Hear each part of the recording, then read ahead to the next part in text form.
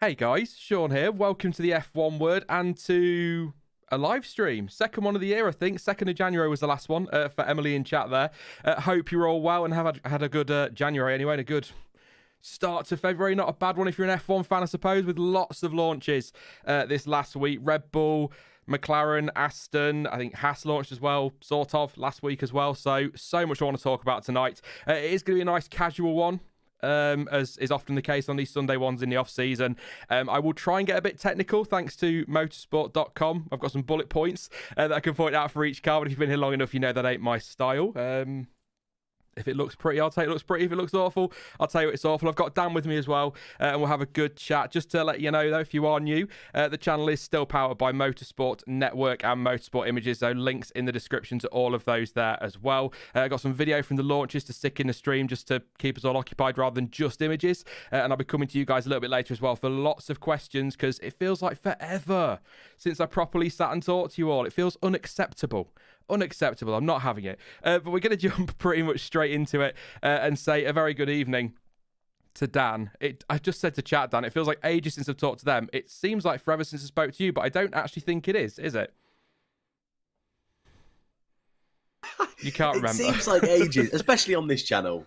Like, we've done our predictions with Stuart, with Chainbear, but having a Sunday stream like this, it's been a long time. So I'm looking forward to this, mate. Thanks for having me. Yeah, no worries. And I'll just let everyone know as well, I've got like some decent internet now, so I'm streaming at a higher bit rate. So if things get funky, I'm still playing around with settings, so bear with me on that one. Where do you want to start, Dan? Should we start with the first launch of the week with Red Bull, for what it's worth? I mean, it wasn't... it wasn't really a launch, was it? It was more of a livery reveal and new sponsor reveal. Then you deal with Oracle, which has got people very excited. Reportedly worth something crazy like, what is it? Let's have a look. So 369 million pounds per year, which is pretty impressive. And I think according to, I think it's Dieter Renken over at Racing 365, the biggest F1 sponsor deal ever done. So really, it's nice to see the livery. It's nice to see a version of A22 car. But I think that was the big headline, wasn't it, from Tuesday, was the brand new sponsor for Red Bull. Yeah, I mean, you've called it a livery reveal. It's not really that much different. It's not is a surprise, is it? it? Part of me, like every single season, was thinking, oh, please let this be the season. Just like, I think must have been 2015, wasn't it, when they adopted this kind of matte, more dark navy than their sheen glossiness they had before in 2014 and before. So I was kind of hoping they may change it up a little bit, but no, pretty much the same as it's been for the last 7 years. And we all know this is a great livery. We all know this is becoming one of the iconic liveries of modern Formula One. And they won the championship last season. It's a livery that works. They've got the number 1 on it. That's a nice little touch. And you're right, this new sponsor, Oracle, slapped on the side of the car. That's the main talking point. And I didn't realise it was the biggest, well, did you say sponsor deal or just livery sponsor? Biggest sponsor deal, $500 million a year for 5 years. That's crazy. Yeah, I didn't realise that was a thing. And just thinking about that is nuts. Yes, they've won the World Championship, but a team like Red Bull, that their car, the whole point of the team is a sponsorship, that's a big statement of intent. It looks a little funky on the side of that car. I don't know about you. I'm not quite used to not seeing Red Bull on the side of Red Bull car, but in general, it's a stunning looking car. The livery works really well on this new machinery. Even the iconic proper bull on the top of the car looks great. So I've got nothing really to complain about. No. Right. I'm not complaining. I'm going to... I think there might have been an echo there. I'm messing around with audio, making a mistake. But yeah, anyway. So how can I word this? Right. So it's not a bad livery. I like the Red Bull livery. I think it's iconic. I think you've said it there, Dan. It is their brand. It's kind of like when people get really surprised when Ferrari launch in red. Of course they're going to launch in red. It's Ferrari. So yeah, I'm not really... I'm trying to think of the word. Not disappointed, just not surprised, I guess is what I'm going to say. So it's kind of like, it's just one of those things. It was always going to be that colour. I did kind of hope we'd see something like the camo ball or something along those lines, but it's not kind of really gone that way, which is disappointing because I do like those... just those one-offs, something just a little bit different, if that makes sense. Yeah, something fun. Even like the Alfa Romeo Valentine's one they did before. It doesn't need to actually use it for the season. Yeah, it was nice. Yeah. But just those one-off. Yeah, I'm with you. And the livery itself, anything I'm really going to complain about is only real nitpicky things like the nose, the yellow, bit high. Does that really matter? Not really. And I think with the Aston, and like we see every season, when it's on track, they always just look so different, don't they? Yeah, absolutely that. Just apologies to chat as well for the echo. I forgot to set up Dan's chat on my other scenes. So I try to do it while I'm live and I keep giving my voice twice. So apologies if you hate my voice, you're going to hate it twice, that's for sure. But yeah, I mean, what have we got in the bullet points from Red Bull? I will say straight away, I'm not technically minded. You all know that. But I've made some bullet points from the initial analysis made by Matt Summerfield over at motorsport.com. So if you want to have a proper look through some of the great stuff he spotted, check it out over on their website because there's loads in there. But just a couple of bullet points. This is kind of like an upgraded version of the FOM 2022 show car that we saw back in, it'll be July now, last year, but with a different nose and wing compared to that FOM model. So it's not 100% the show car, but it is definitely not Red Bull's 100% car. And I think that's the bit that's not surprising me as well, Dan. There's no way the reigning world champions who are going to expect to be up there, or the reigning world champion in a runners-up championship car, I guess is the way to put it, because they didn't win both, did they? But they're not going to come out in a pre-season, the first week, if you like, or second full week in February, and say, hey, everyone, look at what we've done. And Mercedes will go, oh, that's nice, we'll nick that. There's no way they're ever going to do that. Red Bull, it was always going to be a version of a show car, and that's what we've got. But like I said, the big talking point was really that sponsorship deal, 5-year deal, £100 million a year, $500 million a year, $500 million over 5 years. So that's about, I think it's 368. Someone do the maths in chat, ish. I think 369 maybe for the deal over 5 years, biggest in F1 history for a sponsor deal. So that was really the talking point, I think, from that one. But it's a nice car. It does look nice, even though that's not the final.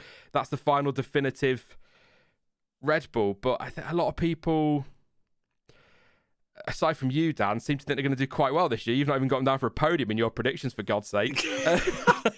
That was an honest mistake. That was don't you dare. That was an honest mistake. They'll be fine this year. They'll be near the front.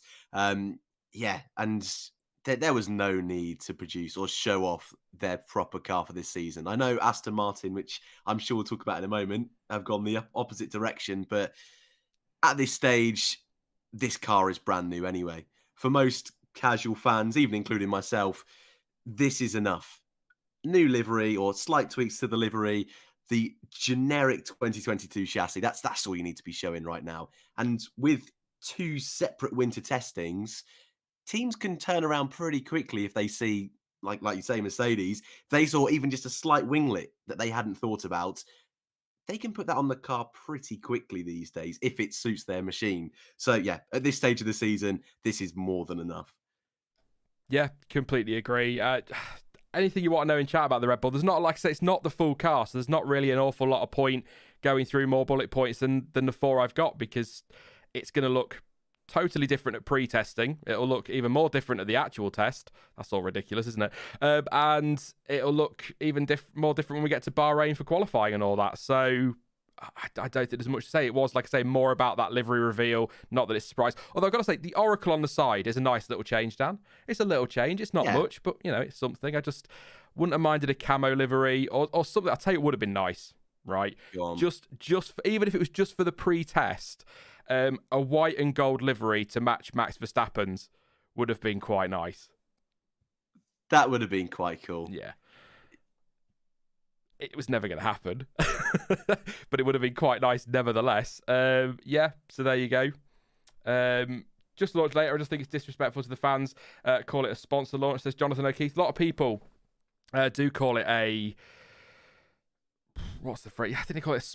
It's not a sponsor, it's a livery reveal. There was a bit of confusion over Haas's one, wasn't there, as well? So, yeah, I don't know about disrespectful, but I think some teams think we're dumber than we are. I don't think there's any doubt about that whatsoever. So just a few people talking about the reported figures. Just to confirm, that was 500 million over 5 years, so 100 million per year. And somebody else saying there, so it's Fodge99 has been reported at $300 million over 5 years. So a bit of conflict there. There's nothing being confirmed from the team. They've just called it a long-term deal. So that is your Red Bull. We will talk as well now, because this is the one I want to get to, okay? No disrespect to Max Verstappen, no disrespect to Checo or Red Bull. Aston Martin. That was the car this week. I was in the Natural History Museum in London. Show off. Yeah, as you do. And I was looking at fish, actually, funnily enough. Talking about gills, I was going to say there.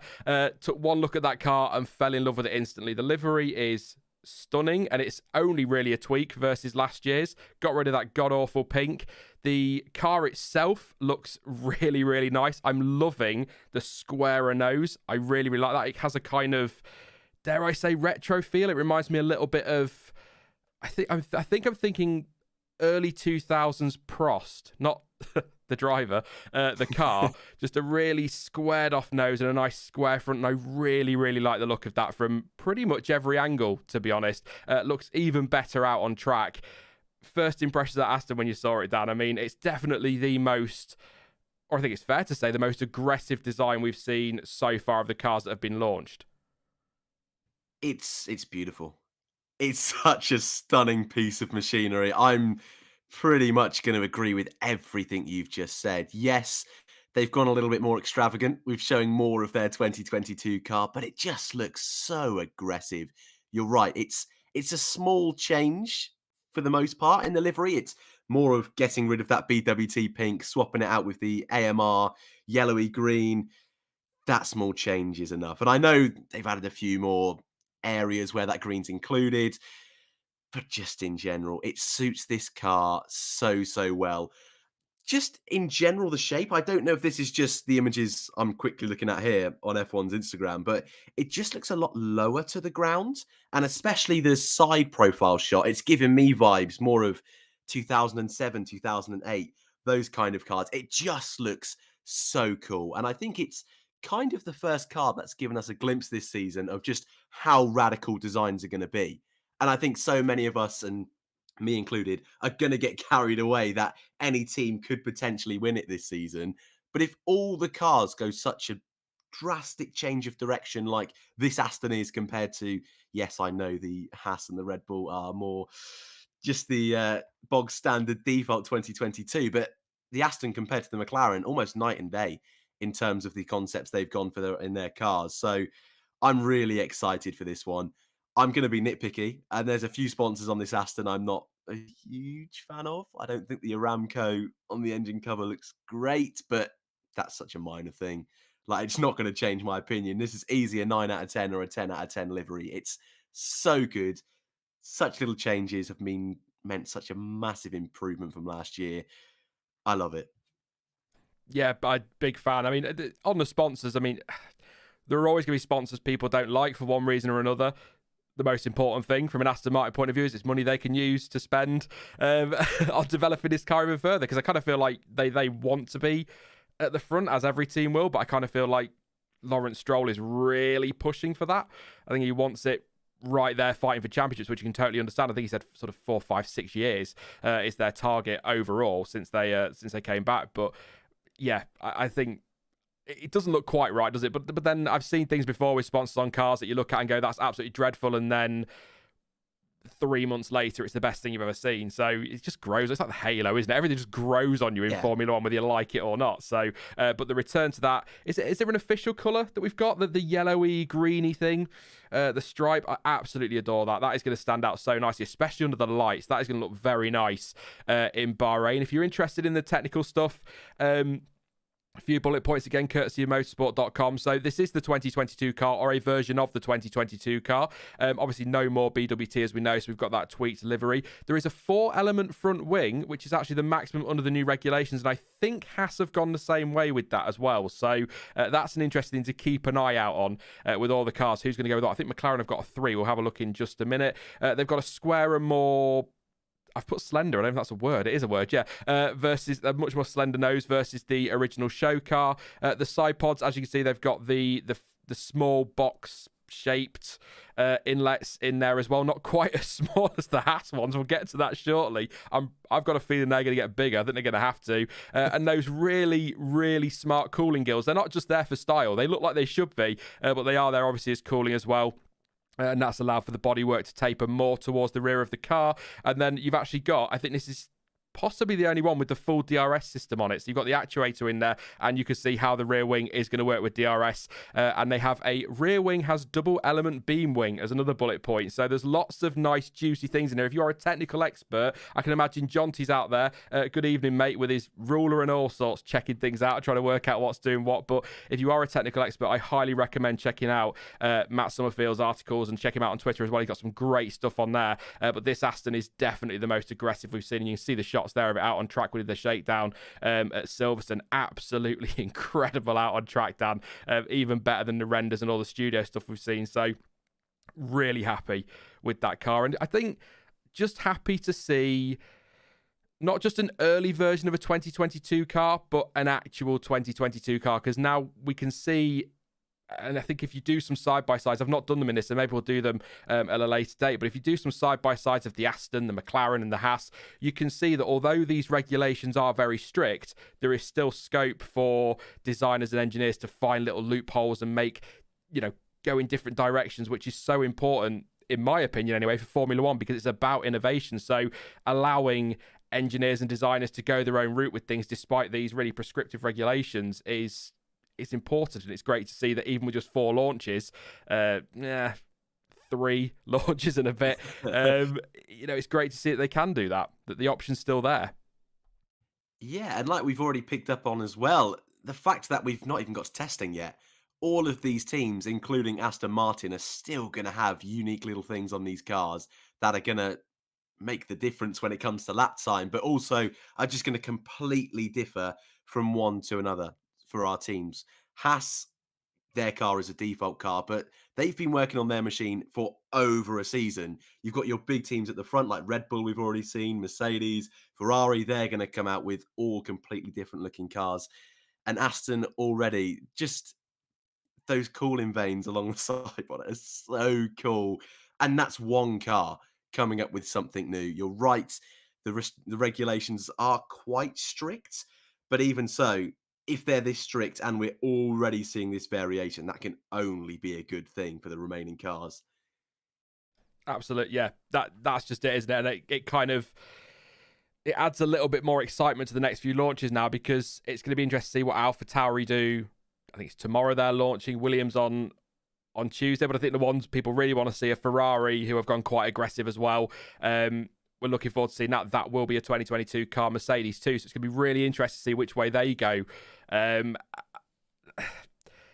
It's too early to say, but it kind of feels at the moment, though, as though Aston have gone maybe a little bit of a different way to other people when you look at what we've had so far, and it might be that people go more in line with what we've seen from, say, McLaren, for example. But I hope we see some more innovation out there, because that would be great for this coming season. Because and the development over the course of the year is going to be insane. You know, the cars we see now won't be the cars we see in Bahrain. The cars we see in Bahrain will not be the cars we see in Abu Dhabi. They're going to change so drastically over the course of the year, and with these new rules as well around the aero, the sliding scale of aero development, CFD time and things, that's going to make so much difference through the season, and we're going to get to see lots of cool stuff. I'm not great on the technical stuff, but I'll spot something that I really like and I'll be able to pick up on it. I can't tell you what it does. You know, I know it's got an engine, 4 wheels, 5 if you include a steering wheel and a gearbox, you know. I can just about tell you that sort of thing. But yeah, Aston have smashed it for me immediately. Obviously, we won't know what it's going to do until we see it out on track in Bahrain. It could be an absolute shocker, Dan. They might have an awful season. A lot of people actually talking about a bit of turmoil behind the scenes, but apparently that's not the case. Some people who work at Aston are saying it's all fine, everything's good, the car's fine. There was some talk it wouldn't make the first test. Apparently, I think it was Matt Bishop on Twitter yesterday saying that everything was fine, everything was on schedule. So some talk of some unrest, and I hope that's not true.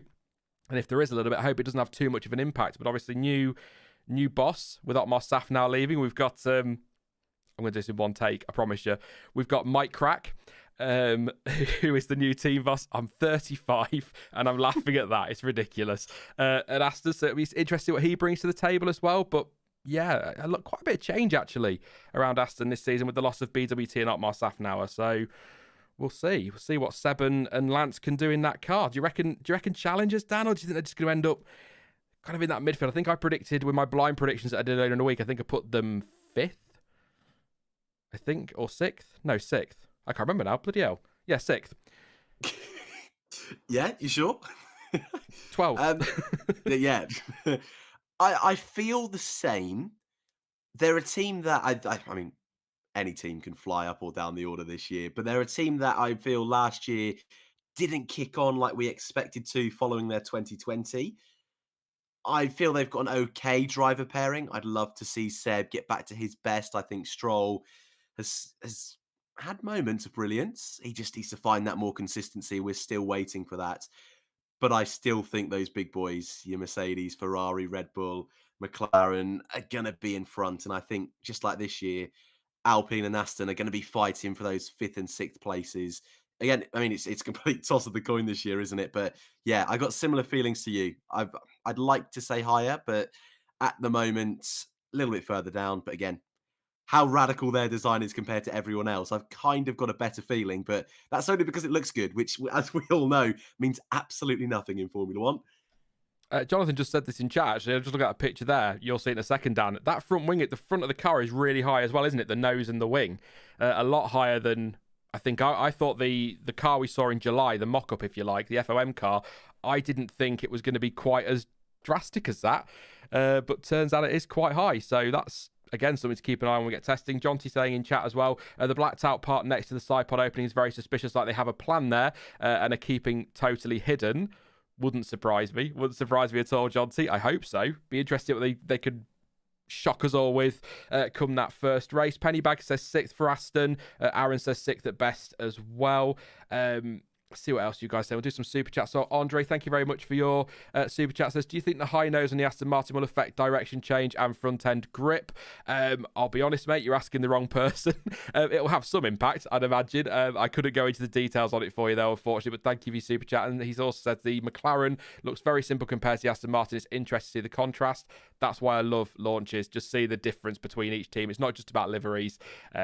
The stuff you can spot as well. And Twixter13 says, hey Sean, hey to you as well, thank you for your super chat. And Raoul says, no, that is the edge of the rules box on the Aston. We shall see. You'll probably know better than me, mate, so we'll see how that all goes. We'll talk about come back to these in a minute because I want to talk about them all for something else in a moment, but we're going to go to McLaren as well. They launched on Friday. Was it Friday? It was Friday. I've been in London all week, so I don't know what day it is today. I assume it's Sunday. I hope I've gone live on the right day. So McLaren launching as well. I said I was disappointed with the Red Bull. Gotta be honest, Dan. Kind of disappointed with the McLaren. It's a Gulf-inspired livery, is what I've been reading. So it's not actually a Gulf livery, but they realised, one, how good it looked in Monaco last year and how much the fans loved it. So they've gone with a Gulf-inspired livery, the lighter blue. Does look nice. I kind of feel like they nailed it on the IndyCar though, rather than the F1 car, which is a little bit of a problem for me. I think the IndyCar looks a lot better in terms of livery design.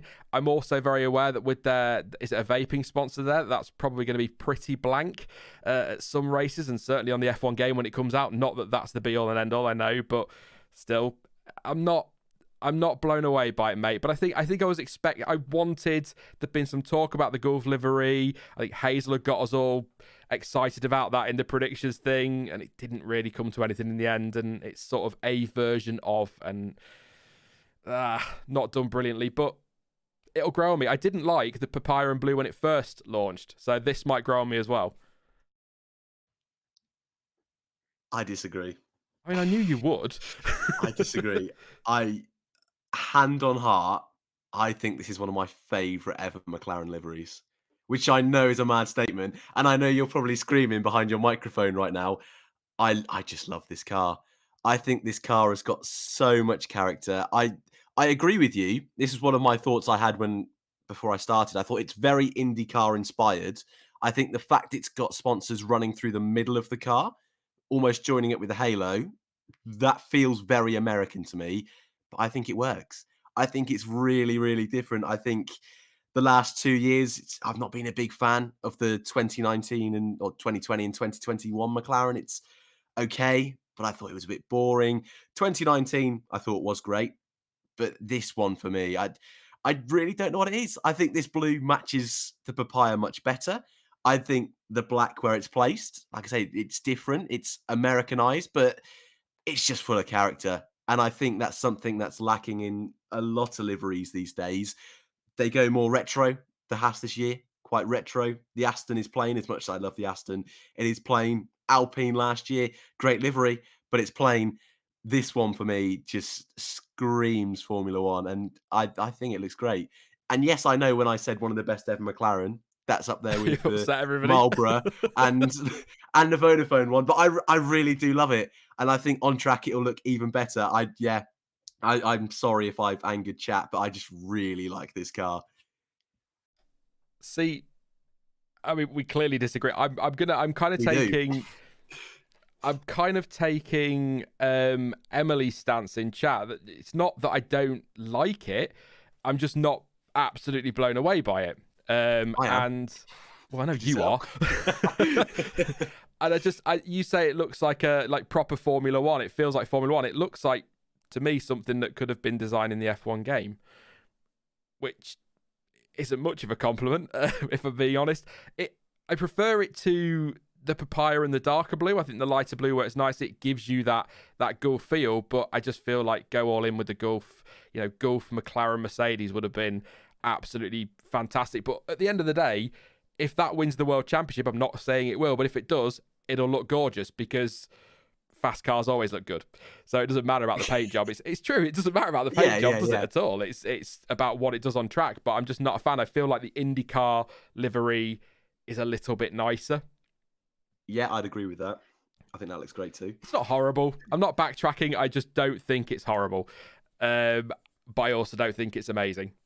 Simple as that is. Do you prefer the shadow one to this one?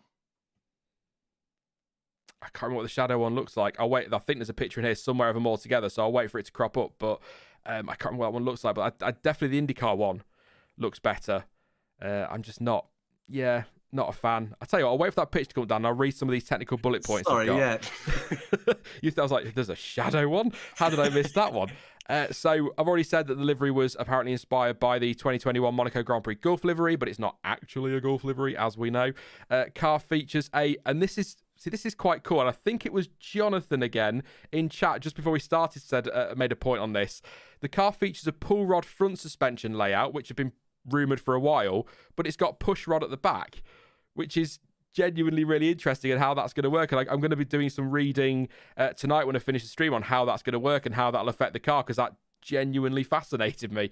So they are pull rod at the front, push rod at the back, which, could be different. I think they had push rod last year on the front. I don't think they've had a pull rod since... I might be thinking of Ferrari here. I might be getting mixed up. Let me know in chat. But is it 2013? The last time McLaren went with pull at the front? Let me know. The front wing is similar to the Aston and the Haas in that the main plane is not connected.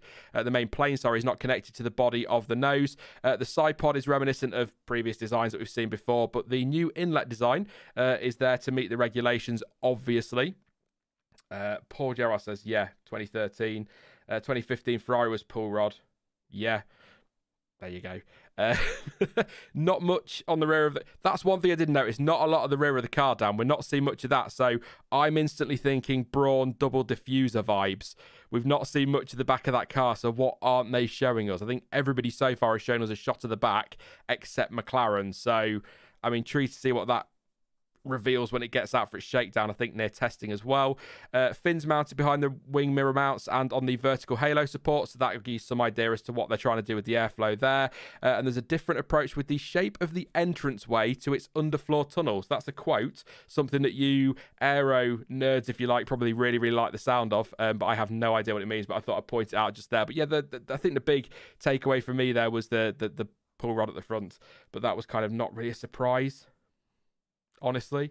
Apparently there's a shot of the back on Scarb's Twitter, which I'll have a look for. Thank you very much, Pixel Flow. I think somebody else pointed that one out as well, so definitely keep an eye on that. And they are the liveries together briefly there. Maybe. I might have to have a proper look at the shadow, Dan. Maybe. Are you saying you might prefer it? No, I just think it's quite cool. I would have been very surprised if they went for black and orange and ditched the blue, because that's so heavy in their branding at the moment. And like we've both said, I think the Gulf blue matches the Popeye really, really nice. Yeah, I love this design. I think especially what I'm looking at right now is the difference between last year and this year. And there's just so much on it. It just looks so much more aggressive. Last year, to me, looks plain. I love it, mate. I'm sorry. I tell you what I do like I really like the amount of sponsor on there, because sort of in the last, not so much the last season, but prior to them kind of getting their asses into gear, is kind of how I'm going to word that one. They were very plain, weren't they? When we had the orange and black awful livery, the one that Stoffel drove, where it was like, it's red. There wasn't many sponsors on, or there weren't many sponsors on that. There weren't many sponsors on, I'll come to Charles in a minute, weren't many sponsors on some of the recent cars. That black thing that they had when they had Jenson Button and Fernando Alonso in it in the Honda years, that just always looked really plain. So it's nice to see a good number of sponsors on there. Obviously linked to the fact they're now successful. I think also possibly, if we're honest, linked to the fact that Zach Brown's in charge and not Ron Dennis, so they're probably a bit less strict about who can sponsor them and who can't. I think that's a real positive for McLaren. I'm feeling good about them this year, though, mate. Fourth, do we reckon? Or do you reckon they could mount a title challenge? Let me know in chat what you think. I think Do you know what I want this season? Go on. Ferrari versus McLaren for the title. That's what I want. No offense to Mercedes or Red Bull. I want that. I can't see McLaren being right up there winning races consistently, and I can't see them taking the title. Although the car is very nice in terms of its design, just not the livery. Wow. I'm with you. I think if we had a McLaren versus Ferrari title fight, that would be an amazing story. That would also not prove Formula One right. They needed a change, but I think people would feel happy that there was a change and that those that were on the edge of making that big step forward were able to do it through the regulations. I think they can this season. Of course, I love the livery, and you're right. Good looking cars go quick. So, by that logic, this should be the quickest car ever. But I also think they've got one of the best driver pairings on the grid. Norris is going from strength to strength. And I think Danny Rick's going to be just as quick this year, if not quicker. I think last year, of course, was a bit of a stinker from him. We're all aware last year was not prime Daniel Ricciardo. That was one season. The year before, he was going off every weekend in that Renault, was one of, if not the best driver that season. We've seen what he can do in a Red Bull. We can see he wins races. He knows how to get podiums. And I think one bad year, I don't think people should discount him. Yes, this year we've got the brand new cars and teams can go up and down in terms of performance. I also think drivers, you're going to get some that adapt to these new cars quicker than others. And I don't know, I've got a gut feeling it could be a good year for Danny Rick. I'm not going to say they're favourites to win the title. I don't think they are. I don't think in my predictions I would put them that high, but I think they have a chance. So I'm not going to discount them yet. I mean, it'd be nice to have a four-way fight, wouldn't it, for the title? Ferrari, McLaren, Red Bull, and Mercedes. But Stop it now. I think the first year of new regulations, I think we'll have a team that will smash it, a team that won't be far off them, and then a bit of a gap. And I think, well, I've gone all in on Ferrari, haven't I, for some reason? Despite, I think somebody made a comment in my predictions thing, and they said, having watched F1 for 16 years, I've learned you can't trust Ferrari or something like that. And I was like, do you know what? This is my 30th year watching F1. Shut up. 30 years watching F1. You think I'd learn that, sometimes Ferrari will nail it. Quite often they don't seem to. So I'm not having a go at Ferrari, but I've gone all in on them this year. So that's probably not good. Daniel reckons 5th for McLaren. 5th as well for Jonathan. 4th, maybe 5th behind Alpine. That's Adam saying that one. A couple of people saying they believe in El Plan. Fantastic. That was great on the rear wing. That could do with come up as well, couldn't it? 3rd for Pauline. 4th, maybe 5th. I think I've read Adam's one already. So, yeah, that's kind of where I've put them 4th place. But I feel like that's not progress. But they have moved forward from where they were, so that's important. Thank you for your super chats as well. Thanks for subscribing too. Dave Marsh, Nick Cass, and Instructor thank you for your subs. Thank you to Monaco livery is nicer. I agree. I love that Gulf livery. And thank you to Charles Edward Cheese. He's back for 2022. Hello, Charles. Says back on full attack. What's good, y'all? By the way, the Brits watch the Super Bowl. Thank you so much for that contribution, mate. Always massively appreciated. That can go into the kitty. I'll just say thank you again, and I'll do the usual. If you are new to the channel, please do subscribe. Great to have you on board. Lots to come now as we get into launches and testing, and we'll do the testing streams in March as well, which are generally bloody nuts and mentally exhausting. I mean, I could talk for days, but Jesus, it's a bit much. Then we're into the season. I think it's thick and fast. We've got testing one weekend. That's followed directly by Bahrain, then followed by Saudi Arabia. So a quick start, some great races coming up. We're going to see Australia back and Canada, which I can't wait for. Miami on the calendar. Brilliant. Going to be here all season, basically. So do subscribe and don't forget to drop a like. But you're not liking for me and Dan tonight. Let's see if we can get to 500 likes for Charles Edward Cheese to kick off his first contribution, his first super chat of the year. Let's try and get to 500 likes. 145 at the moment, 963 watching. It might be a big ask, but if anyone can do it, you absolute awesome lot can. So thank you very much again to Charles. We'll come back. We are going to come back when we do questions. I'm sure lots of you want to know what we're thinking about these teams, but I want to get through the launches first super quickly today. I say super quickly. It's been 35 minutes. We've only got through 3, so there you go. Haas. Oh, yeah. Oh, yeah. Yeah.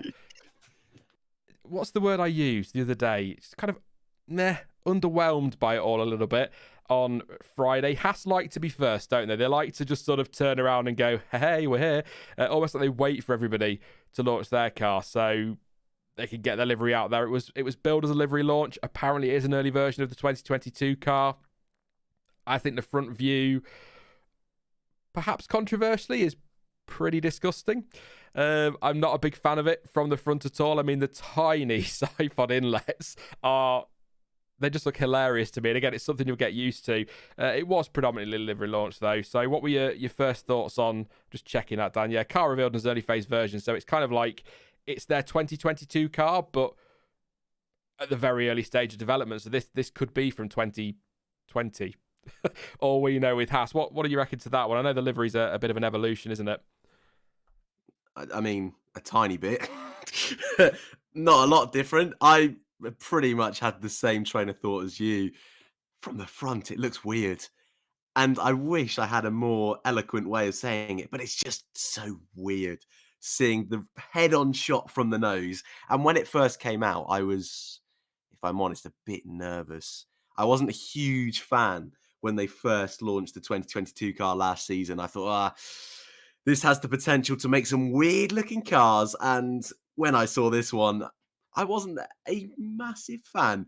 I'm glad the Aston's come out since. I think the Red Bull looks a lot better than this Haas car, though both of them are pretty generic in terms of the actual car design. And livery-wise, it's fine. I didn't dislike it last year. I think it's a very retro-style livery.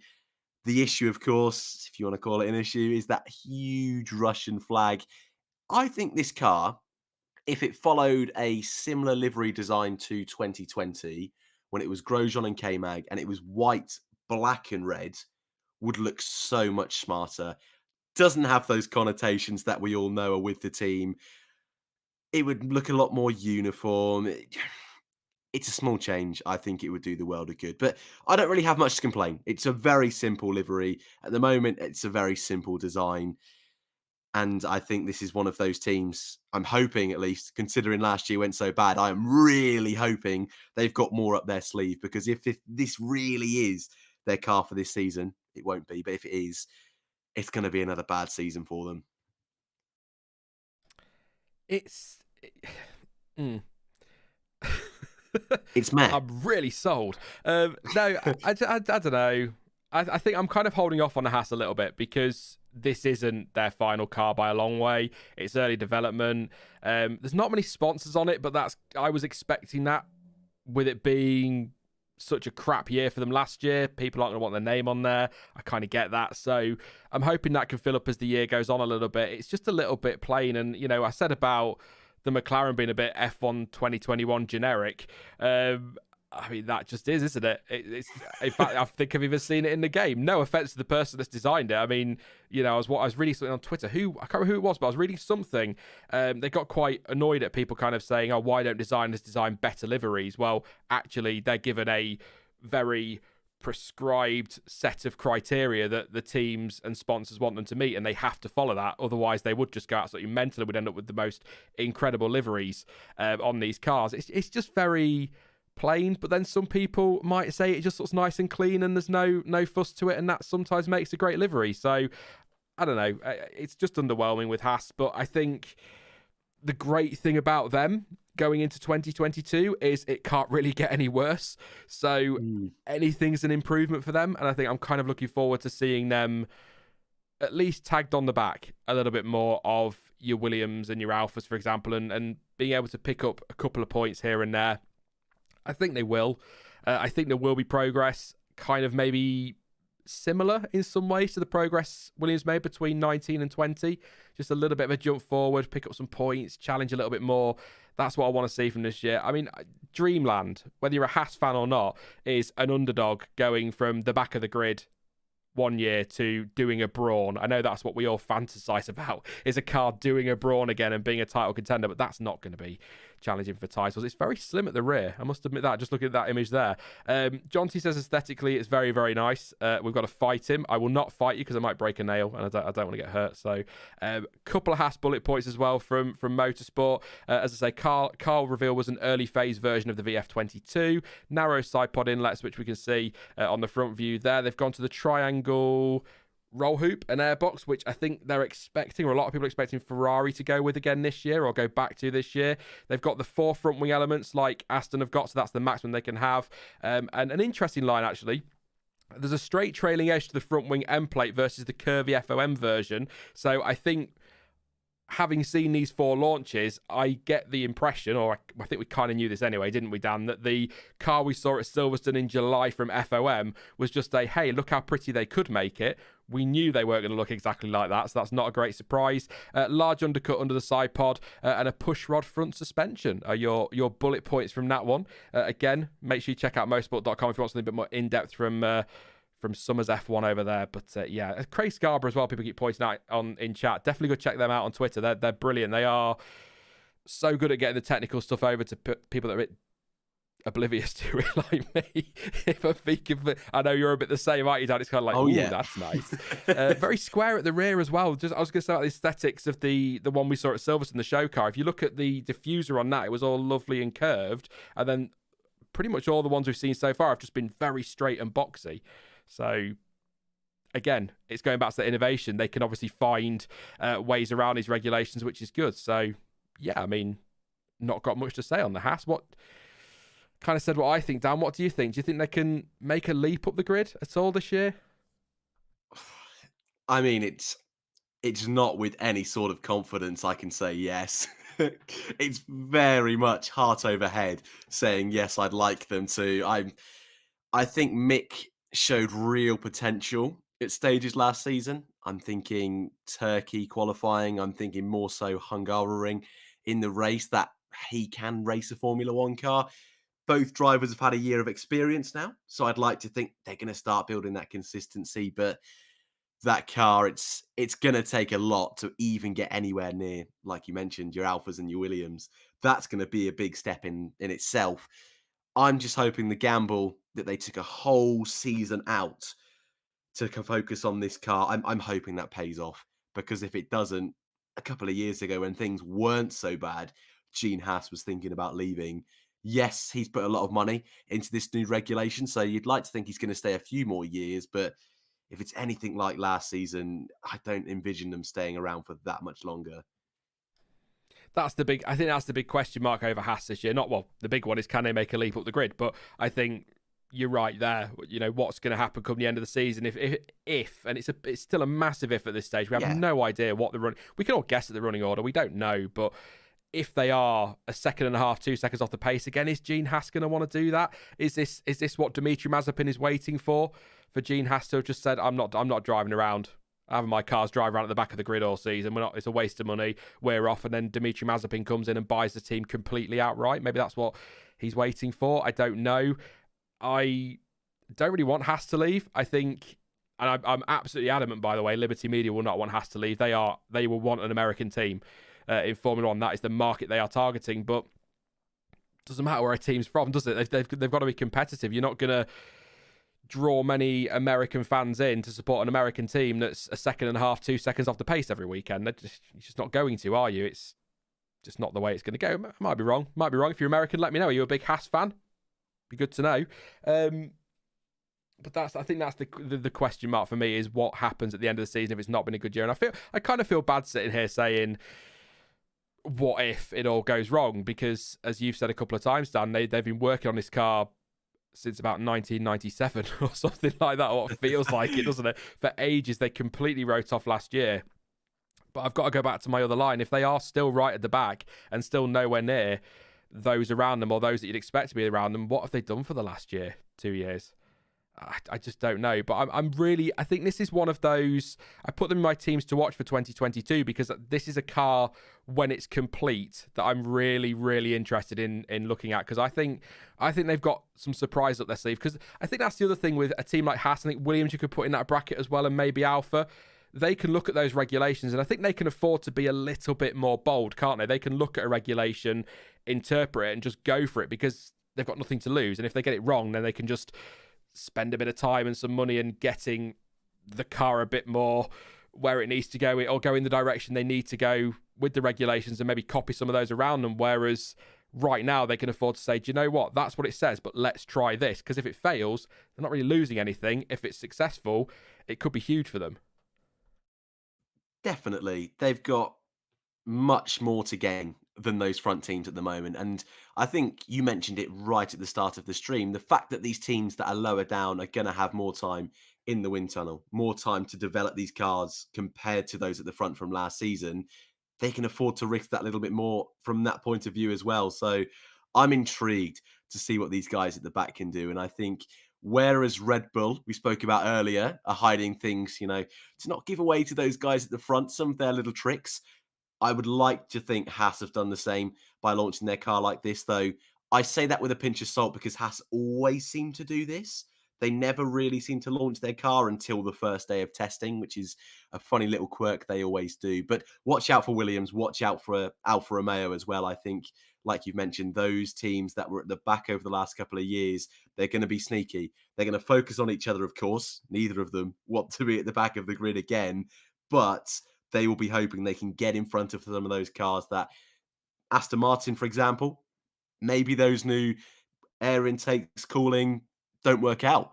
Maybe they cause too much drag, not enough, and cause issues. Things like that, yes, they can look good, but doesn't always mean it turns into performance. So these guys at the back, yes, they can take more risk, but they will be aware that they've got more to gain and less to lose compared to these teams further up the field.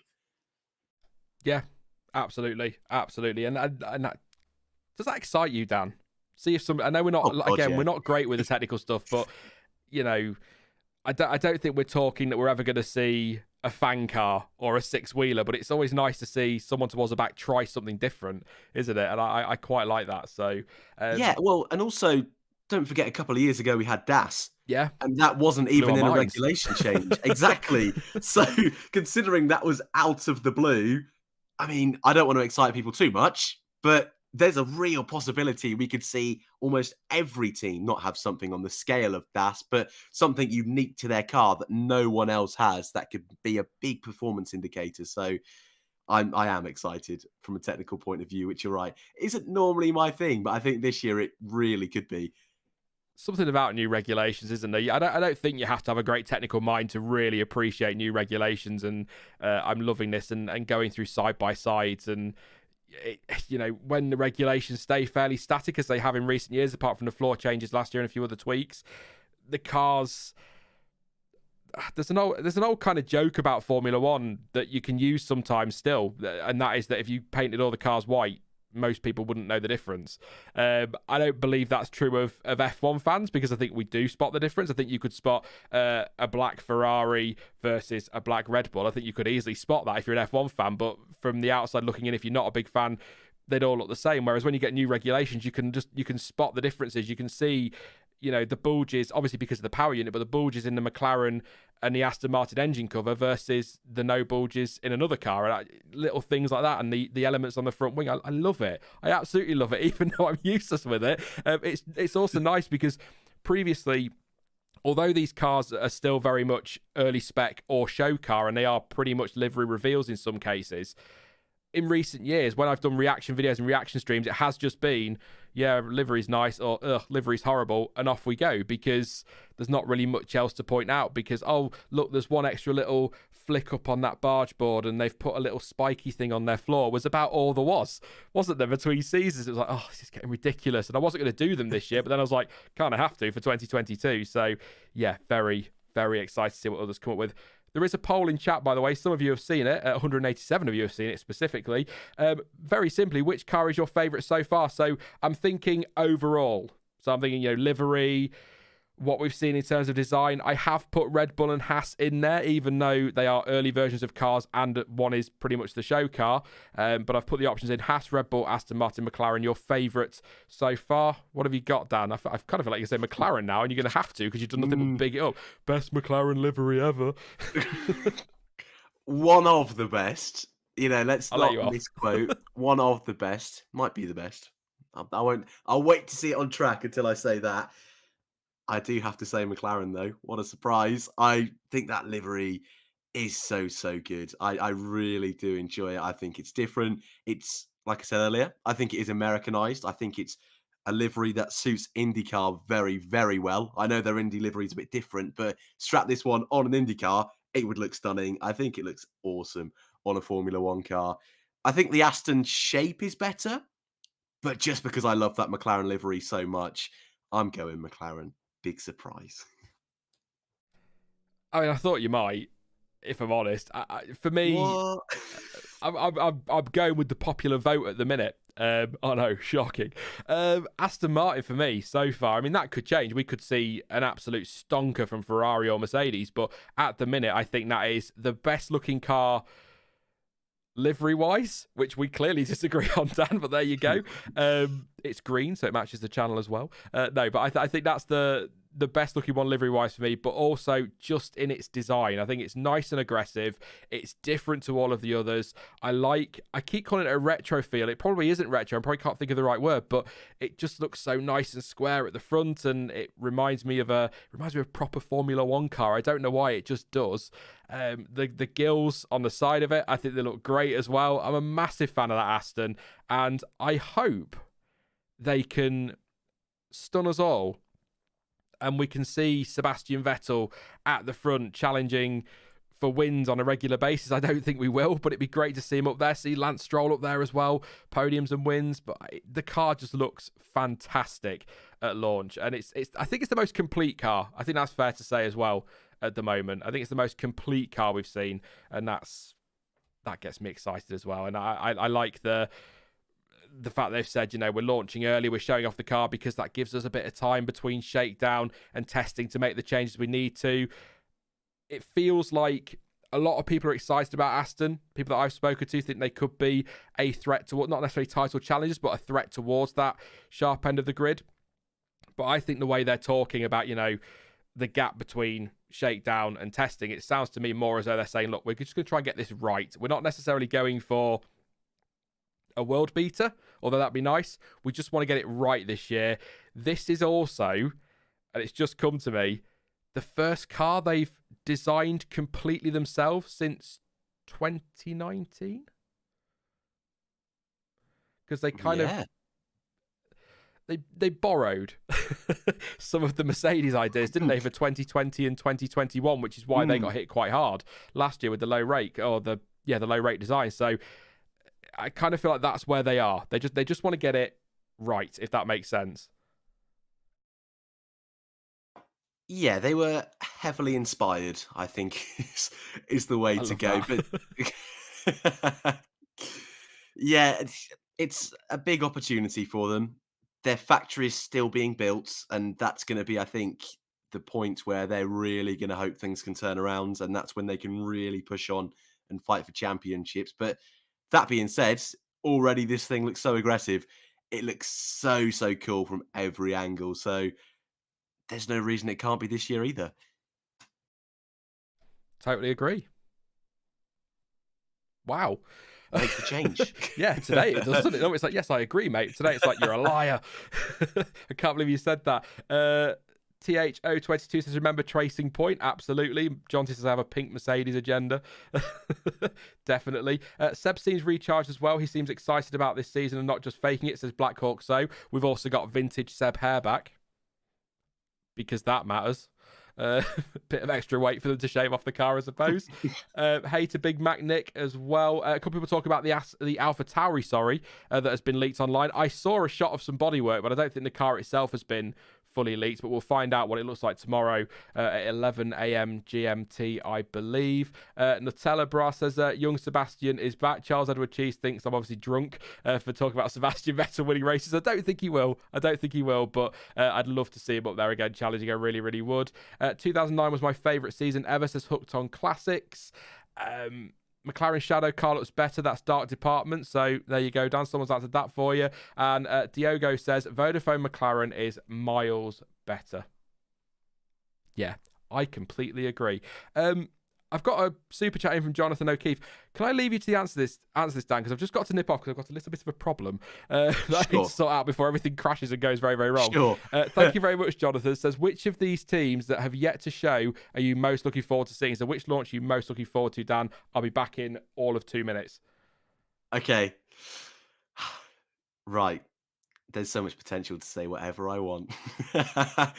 Which am I most looking forward to? So, AlphaTauri tomorrow. I've not seen any leaks. I'm trying my utmost to avoid them. I've seen the one teaser image on their website. I think they put it on Instagram as well, with the little Italian flag on the mirror, which things like that. So cool. They're the kind of little things that make liveries awesome. AlphaTauri, though, as much as I've liked it the last couple of years, I don't think it's going to be a world of change. I think there's going to be other cars on the grid this year that will be a little bit more radical with their design. So, AlphaTauri, I think their liveries always look great. But there are others I'm more looking forward to. Tuesday is Williams. This one I think could be fun. This one, first up, will they show their full design of the car? That's going to be a 50-50. Haas haven't, Red Bull haven't, but then you've got Aston and McLaren that have shown off a bit of their 2022 car. I think Williams, again, will be that little bit in between. They'll show something a little bit more out there than the Haas, maybe not quite as extreme as the Aston Martin, but you all know me. Most of you know me by now. I don't really care that much about the technical side. It's all about the livery, baby. And Williams, I think, could do something special this year. They've released, it wasn't a teaser video of the livery, but it was Alex and Nicholas talking about it. They had the pictures of the livery in front of them, and they were giving us a quick rundown of what they thought of the livery, of the new design.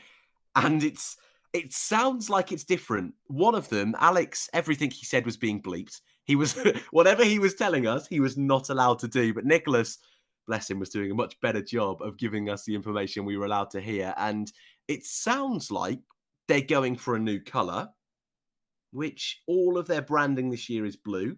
Williams, of course, historically, their branding is blue. But the fact they're talking about this new colour that's predominant on the car, the fact that, I believe it was Alex Albon said it feels very Williams, surely it's got to be yellow, is my thinking. Just from my perspective, those iconic Williams of the 90s, those world championship winning Williams with the yellow, that would be so fun to see on the grid. And now we've lost Renault as well. There's no yellow cars. So I'm keeping my fingers crossed for that, but I think that's more wishful thinking than actual facts or anything concrete there. So Williams are high on my list. Mercedes, I've seen a leaked image, but it's Mercedes. Will they go back to Silver Arrows? I'm trying, mate. I'm really trying to fill this time. I'm ready. Will they go? Yeah, well, I've said Williams so far. I think could be really fun. I think from what I've heard, could have a bit of yellow or a different colour in their livery. Mercedes, silver or black. Yep. I don't know. But I was actually going to say, before I got onto it, I'm most looking forward to Alfa Romeo. Really? Just because I think I've loved their liveries since they've become Alfa Romeo. I think they're really smart. I think last year was a step forward, even though it was just the inverse of their livery that was previous. But I just think they could do something really different this year. I think with a brand new driver lineup, I've just got a feeling they're going to completely change things up. They're a team that, I don't know about you, have kind of gone under the radar so far this year, though they've got Guan Yu and Valtteri. I don't really hear many people talking about them. So I'm just intrigued to see what they show us. So, yeah, for me, it's Alfa and Williams, the two top ones I'm most looking forward to. I think Alpine for me. I'm really intrigued as to how they're going to incorporate the BWT pink. Yeah, I'm scared. I suspect it'll be a blue livery like we saw last year, and where the red was, it'll be pink, is what I'm going to go with. Kind of not looking forward to it, though. It's purely, like I say, intrigue. I think Alpine had an incredibly clean, simple, but beautiful livery last year, and I'm worried we're going to get just pink stripes everywhere. I mean, either I kind of feel like if you're gonna go with BWT, either embrace it and just go all pink like Racing Point and Force India did, or don't bother. Do you know what I mean? Just go for it. Just go with a pink car, but that's not really going to fit the Alpine brand. I've not seen any teamwear or anything from Alpine yet, unless I've missed something, so no real hints in that one. But yeah, I think Williams, I'm like you, Williams intrigues me because of that video, that teaser video they put on social media. The only thing I would say is the problem with that is they're not going to sit and say, oh, that's exactly the same. It looks horrific. So I kind of take a lot of those teaser videos with a pinch of salt, if I'm being honest. So we'll see. We will see. I'd quite like something retro Williams. Maybe like the Rothmans livery, obviously without the Rothmans because they can't because of the ban on tobacco sponsorship, but something like the blue and the white and the gold and a bit of red would be kind of nice. But I'm just hoping it's not Rich Energy. He's been on Twitter again this week, dropping hints. So I'm kind of hoping it's not Rich Energy. What do you mean? That would be such a good story. For who? For everyone except the team. Like, the drama would be insane. The livery, if they actually got the gold the correct colour on the Haas, would have been stunning. So a black and gold 2022 car would look great. Just, maybe from a finance and political point of view, not so good. But from a livery point of view and from a story point of view, I'm all for it. We'll see. I doubt it. But yeah, you never know. Look, you never know. I mean, he's not full of nonsense, is he, at all? So yeah, if you've got any questions, by the way, pop them in chat. I will answer them as we go through.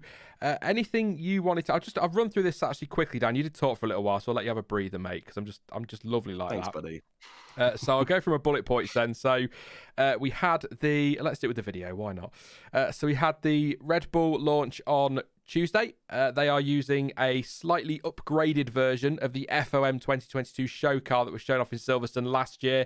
I believe it's the front wing or the nose and the wing that are different than the FOM model. There might be some other bits in there as well that some of you that are more technically minded will probably spot in there. They also, the big sponsorship deal that they announced that day as well was Oracle.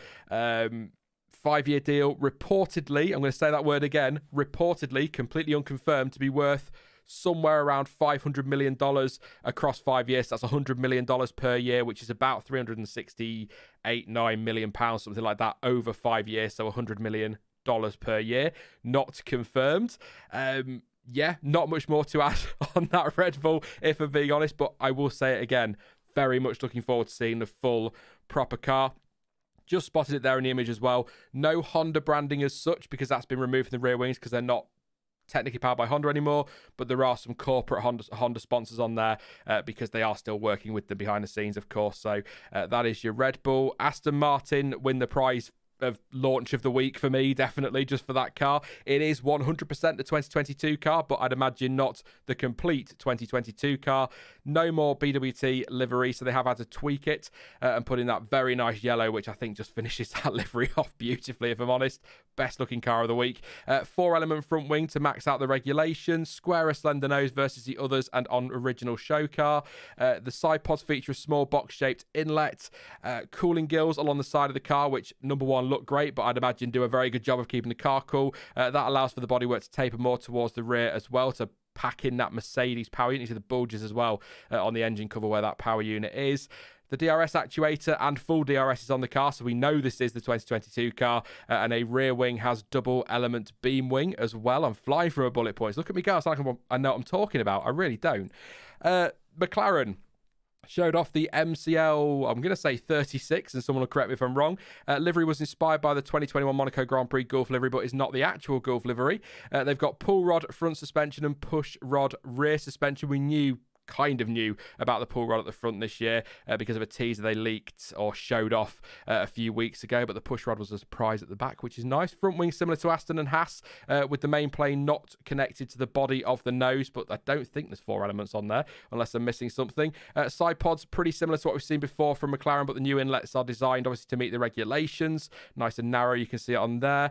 Not much on the rear of the car, no images released, but apparently there are some on social media, so I'll have a look for those after the stream. So intrigued to see what's going going on there. You got some fins mounted behind the wing mirror mounts, and on the vertical halo supports. And there's a different approach with the shape of the entranceway to its underfloor tunnels. That is a quote. So keep an eye on that. We will get to the other big news from McLaren in just a moment as well from this week. And Haas, they were the first to show us something, which was the early phase version of the VF22. We've just been through this. You can see the narrow side pod inlets there on the front. They've got a large undercut under side pod as well, or under the side pods as well. Push rod front suspension, straight trailing edge to the front wing end plate, which is completely different to the curvy one that FOM used. They've got the four element front wing like Aston do, and a triangular roll hoop airbox, which we are expecting Ferrari to go to as well. So they are the bullet points I've got. If you've got any questions, pop them in chat. But we've got to talk about one thing, Dan, that I didn't forget about. I wanted to do it sort of slightly separately, just as we're waiting for questions to come in. Massive new deal for Lando Norris. Are you surprised by that one? I'm not surprised that he's staying, but I'm surprised that they've stuck another couple of years on there. What, as in the length of the contract? The length of the contract, yeah, not the deal itself, because that's not really a great shock. Okay, cool. Yeah, I just wanted to clarify that. I'm not too surprised. It's obviously a very long contract. We've seen what he can do. For me, McLaren have an asset here that's more than just a driver. And I know that sounds really silly, but Norris, for me, is someone they can build. Yes, the contract's till 26, is it? I'm going to say yeah, and then I'm going to correct you when chat tells me I'm wrong. All right, awesome, that's fine. Yeah, again, yes, it's still 26, but I can see Norris being at McLaren for his whole career. Yes, if the car isn't great this year, and in a couple of years' time, they're still not pushing for those world championships, by all means, move on. But they've got such a good setup. They've got, of course, their ties with IndyCar, Extreme E, but as a racing team, they've got history there. They've got an incredible facility in the MTC. And just as a brand in general, they're a positive place to be. They're happy with Norris doing all of his extracurricular activities with his streaming, with quadrants. And I don't know, it just seems to be a very happy place. And we've seen drivers, even Daniel Ricciardo, moved to McLaren last year, and it didn't necessarily click straight away.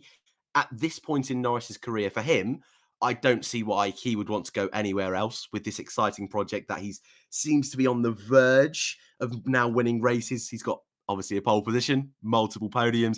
His next target is a race win and then world championship. So for him, I don't see why he would want to move on. And for McLaren, of course, they had Lewis Hamilton. He came up through the ranks as a junior, won his first world championship there and raced there for 7 seasons. I want to say 6 seasons. I think Norris can go even longer. McLaren have got a driver they can trust. They know him inside and out. They know, as they've seen over the last 3 years, he's only going to get better. I think it works. I'm not massively surprised, and I just think it works for everyone all round. 2025, chat have corrected me, and I've just Googled it as well. So 2025 is deal. Well, just before 2026, Dan. There you go. You were sort of right. That'll do. So it's. I don't think that's that long when you consider Charles Leclerc got a 5-year contract. I think that's quite normal. Well, for me, it's because we're right before a regulation change, and if McLaren get it horrifically wrong, and he signed a deal and he can't get out of that deal, which I'm sure he can, you know. I'm not going to say they're not worth the paper they're written on, but we've seen plenty of people sign long-term deals and then leave a year, 2 years later or whatever. So you can get out of contracts, but it surprised me at the timing to have that car launch and to announce that just before or just after, whichever it was, because that car might feel great in the simulator, but it might be terrible.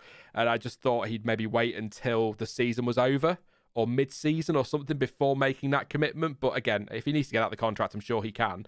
But it's a bit of commitment, isn't it, between the two of them? And I think you go back to Lewis Hamilton at McLaren. He was very committed to McLaren. That was where he wanted to be. And Max Verstappen at the end of the season last year was saying he wants to be at Red Bull forever.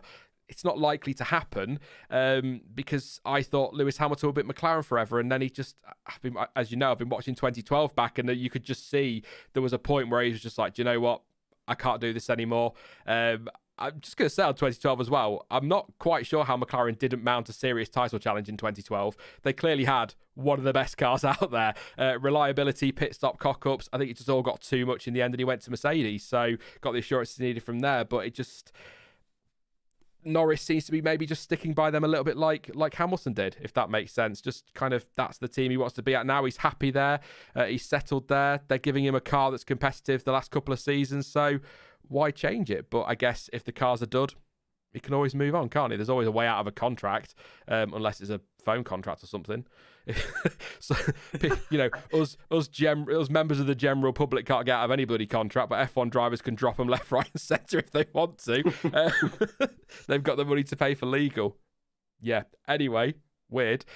Any questions in chat? That's what I was going to do. But you get what I mean, Dan? It's not a surprise that he wants to stay. It's just surprised me the timing of the announcement in that we don't know what that car's going to do this year. I can see your point. But I disagree. It's not that I disagree. I just think, where else would he go? It would need to go drastically wrong, as in McLaren need to be 9th or 10th for me, for this not to be a good decision. I think even if they're in the midfield, he's at a team that can move forwards. And, okay, if he didn't sign it this year and signed at the end of the year, maybe you've got your likes of Lewis Hamilton thinking about retirement. Maybe you've got Alonso leaving, maybe go to Alpine. But even then, I think he's in a better place being at McLaren and being kind of groomed is not the right word, but being prepped for that team leader role, I still think is a better place to be.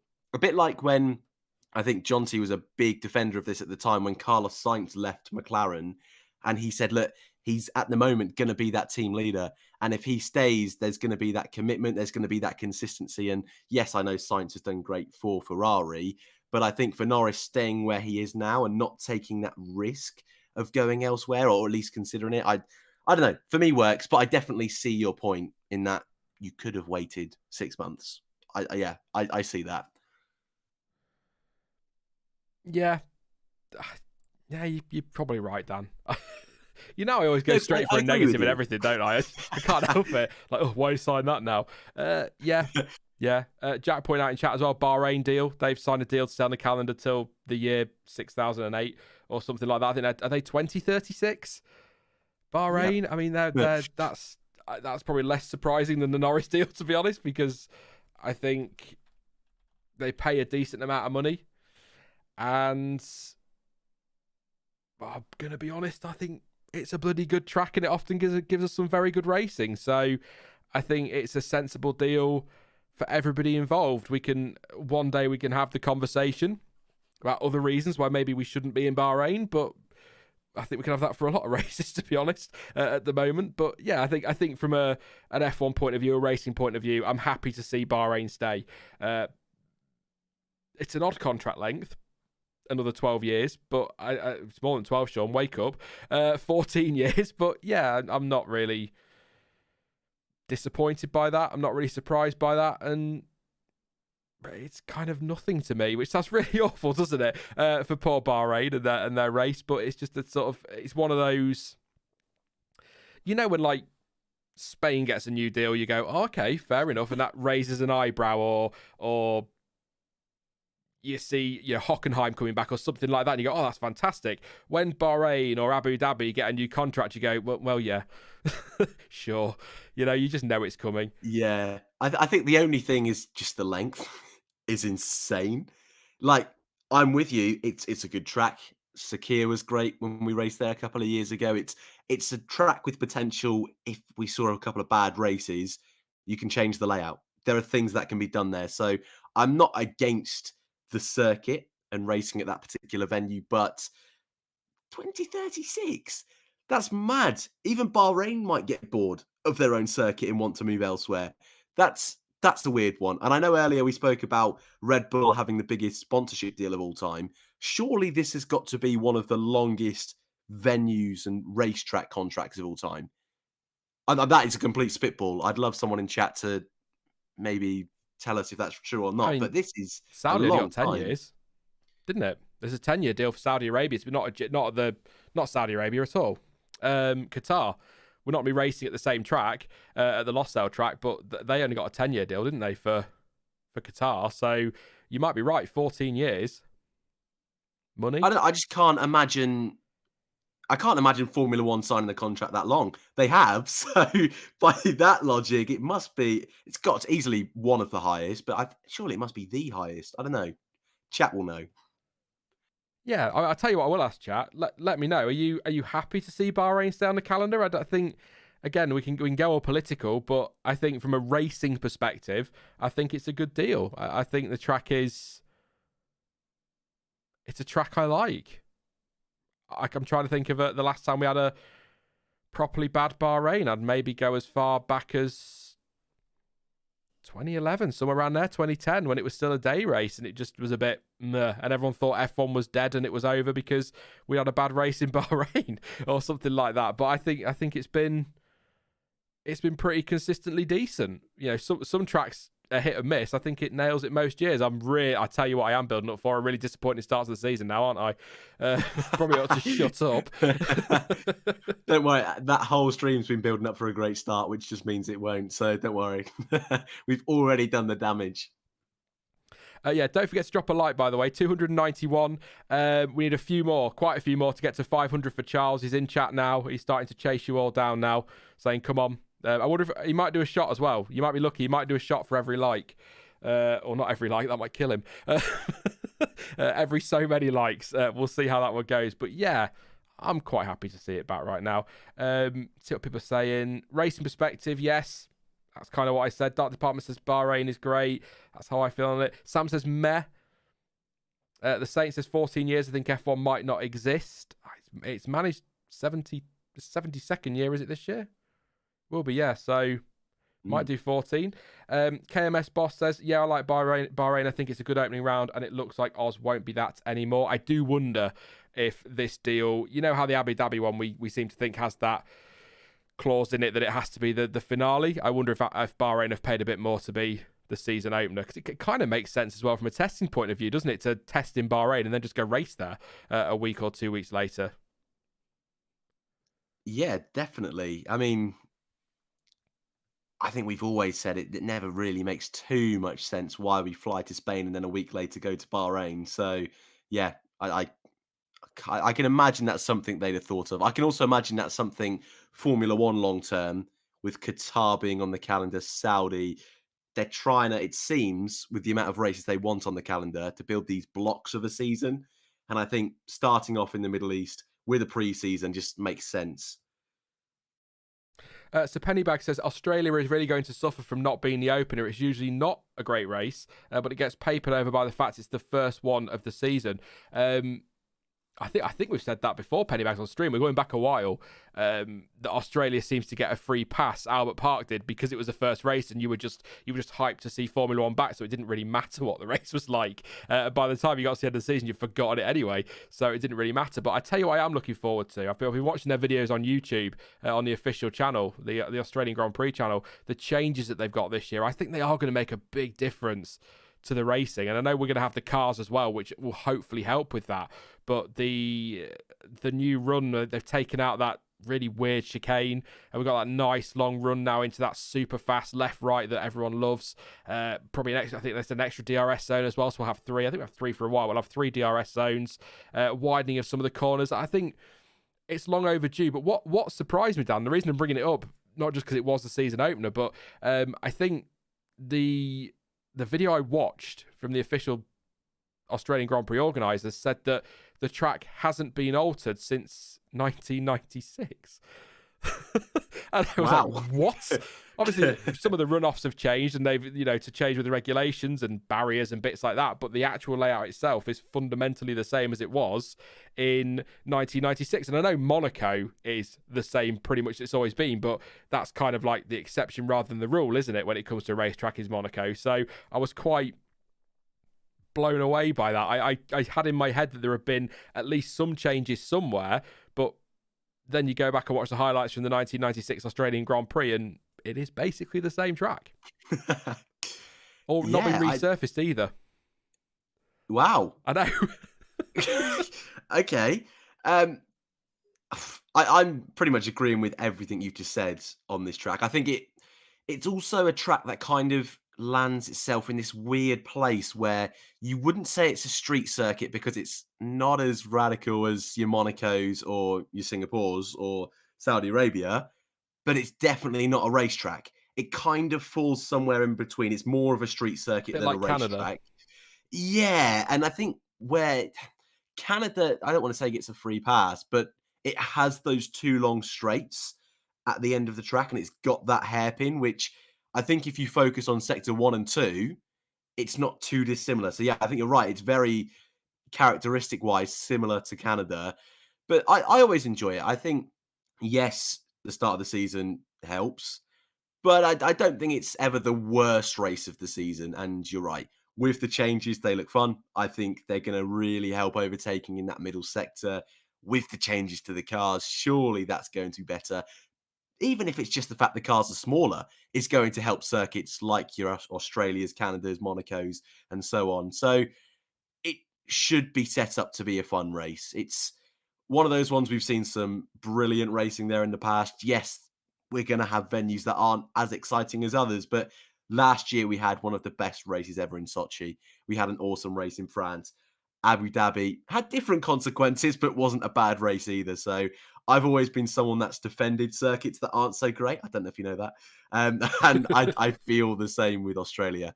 I think it has potential to be a fun one, but just like all races, it might not work out if just on the day it's a boring race.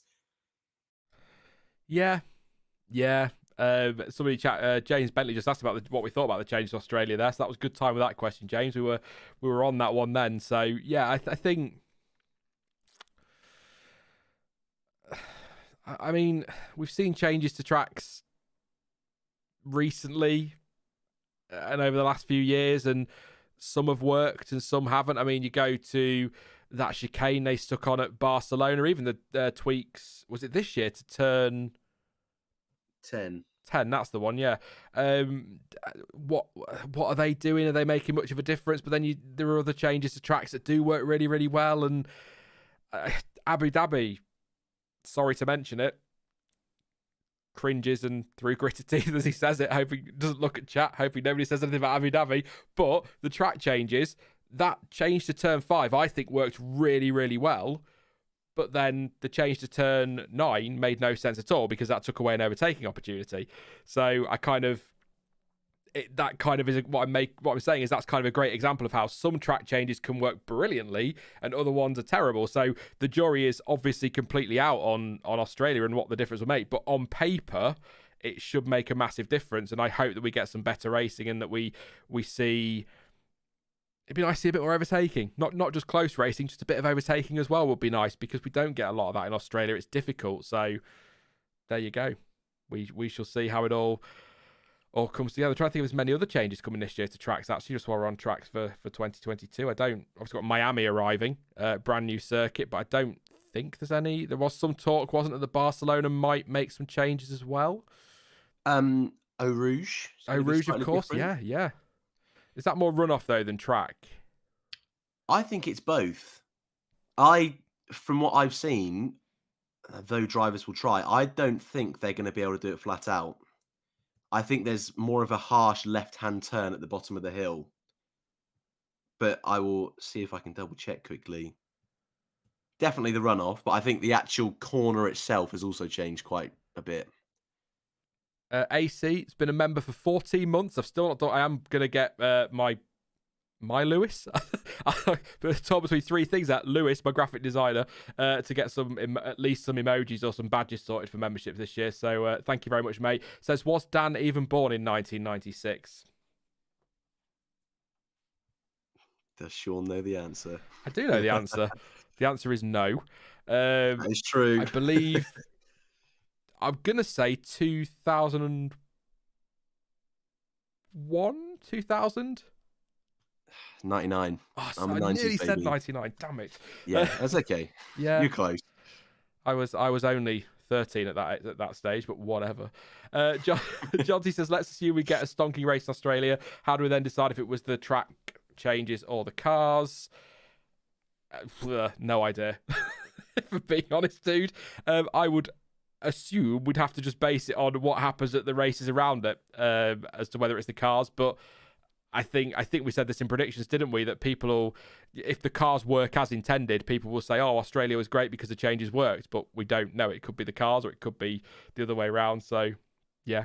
Did Sean just get Dan confused with me? So Dan Philpott was obviously born in 2000.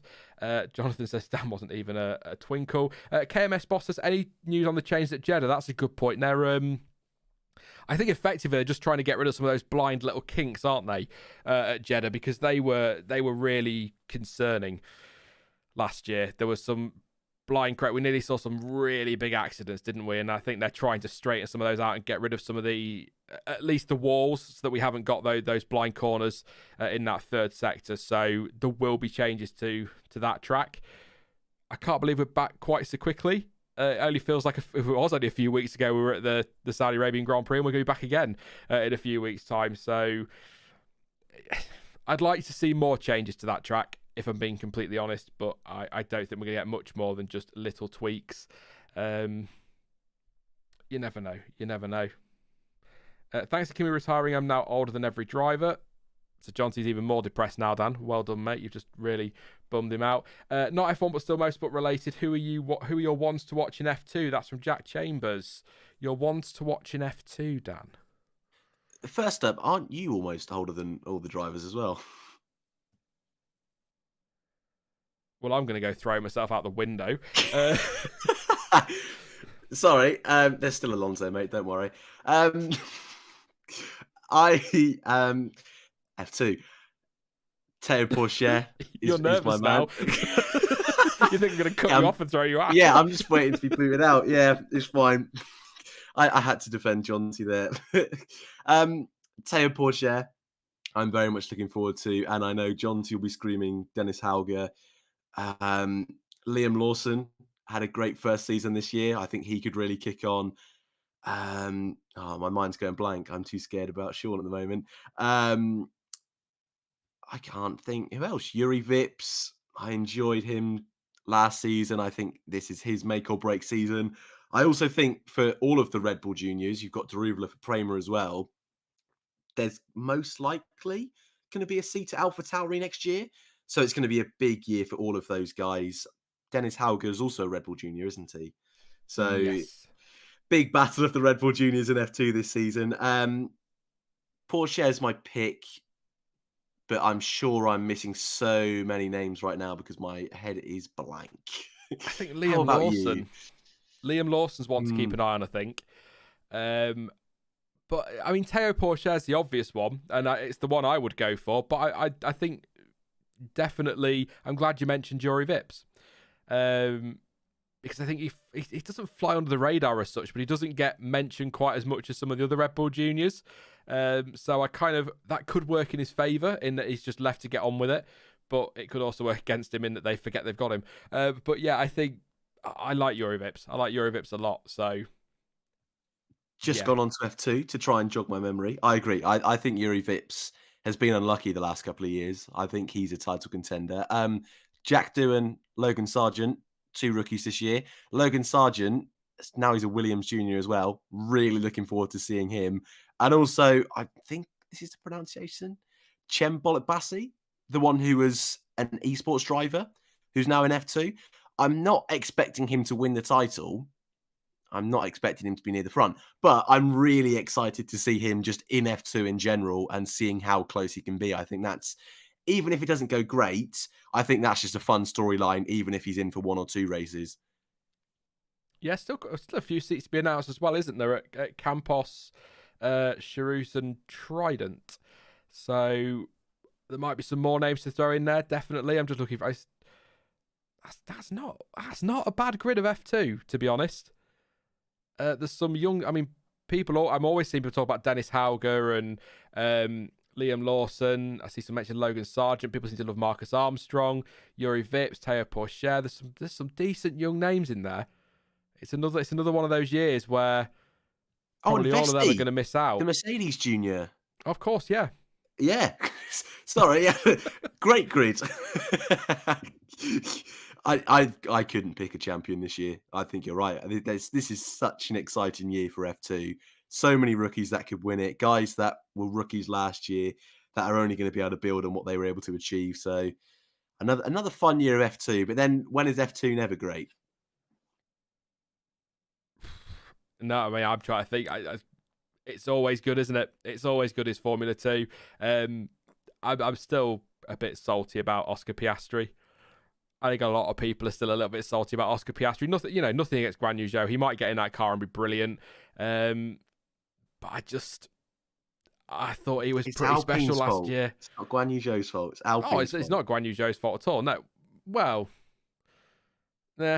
he's got sponsors that have backed him in that seat as well. So it's his sponsors' fault as well as Alpine. But Alpine seem to have... It's a bit of a Ferrari they've pulled, haven't they? They've got all these young drivers that have all kind of arrived at the same time, all kind of almost ready for a shot at F1, and they've got 2 seats and no customer team, and they're kind of like, yeah. So I'm a little bit disappointed he's not got his shot, but hopefully he doesn't get forgotten, left on the sidelines, and ends up racing somewhere else. I know Formula One isn't the be all and end all. It's not the only motor racing series out there, but it's the one that, a lot of people want to be in, a lot of drivers want to be in. So I hope he makes it one day. To be fair though, Alpine do seem pretty set on giving him a chance, don't they? They really do seem to be behind him. So I think this is a little bit different to others that we've seen fall by the wayside in the past. So I hope he gets an opportunity. We will see. AC says, Deleda for F2 champion. Thank you very much, mate, for your super chat. Thank you to Emily for your super chat as well. Always appreciated, Emily. Hoping to come down to London again later in the year, so we'll have to meet up for a drink, I think. And by a drink, I mean a lot of drink. And thank you as well to Sean Wilcox. Great name, spelt correctly as well. Says, first time catching live. Love your name, Sean. There you go. Great minds and all that. If you could bring back any livery from any era, what would that be? Thank you very much, mate. And thank you for joining us live. Always good to see some new faces in chat or people first time catching live. Bring back any livery from any era. What would that be? Ooh, well, none for Dan because, he's obsessed with the McLaren livery this year. So all the others are terrible now. I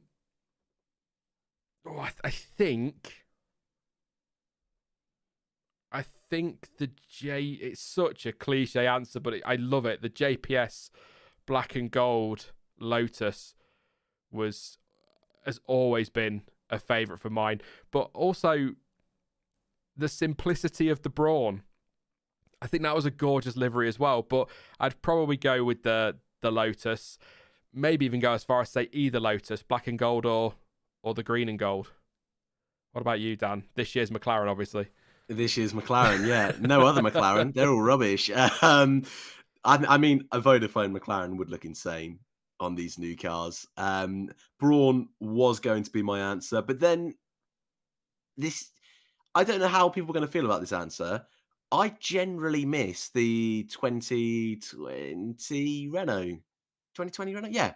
The yellow and black. I think that would look really fun on these new cars. And I mentioned it earlier while you were away when we were talking about Williams. I miss the fact we don't have a yellow car on the grid. Even a Jordan livery. That would look fun. So, yeah, just something along those lines. Maybe a 2009 Renault. Had the best driver in the car, so bring that one back. The 98 Jordan was a favourite of mine, and the 99. I think they were my 2 favourite Jordan liveries. I know they've always had a yellow, but for some reason, they were just my favourite 2 of the Jordan liveries. I'm trying not to look at chat because John will be in there shouting at me for not picking the 191. But I think that was... I loved that 98 livery. Definitely. See what you guys say in chat. That's an interesting one to open up a little bit. See what you guys think. Jonathan's saying the B&H Jordan. It was originally gold, wasn't it? The B&H Jordan. Then they kind of went to the yellow, which was nice. Del says the JPS Lotus. Pennybag says, here comes the Jordan love. Definitely. Black West McLaren says Mashiro. Bring back the 2000 Minardi livery, says Daniel Philpott. Is that sick yellow thing they had? The 2000 Minardi that Gaston Mazzacani and Mark Genet. Yeah, it is. Just Googled it. It was Gaston Mazzacani, yeah. No, that's an awful livery. Absolutely horrific thing. How dare you? I like the 2016 Manor because I don't know why, says Magani, sorry. Yeah, I liked that one. The old Manor. I miss Manor. I really, really do. Caramel says Caterham before 2014. The Caterhams, yeah. A couple people saying Caterham. I think the green is a popular colour on the grid. 98 Benetton had a beautiful sky blue.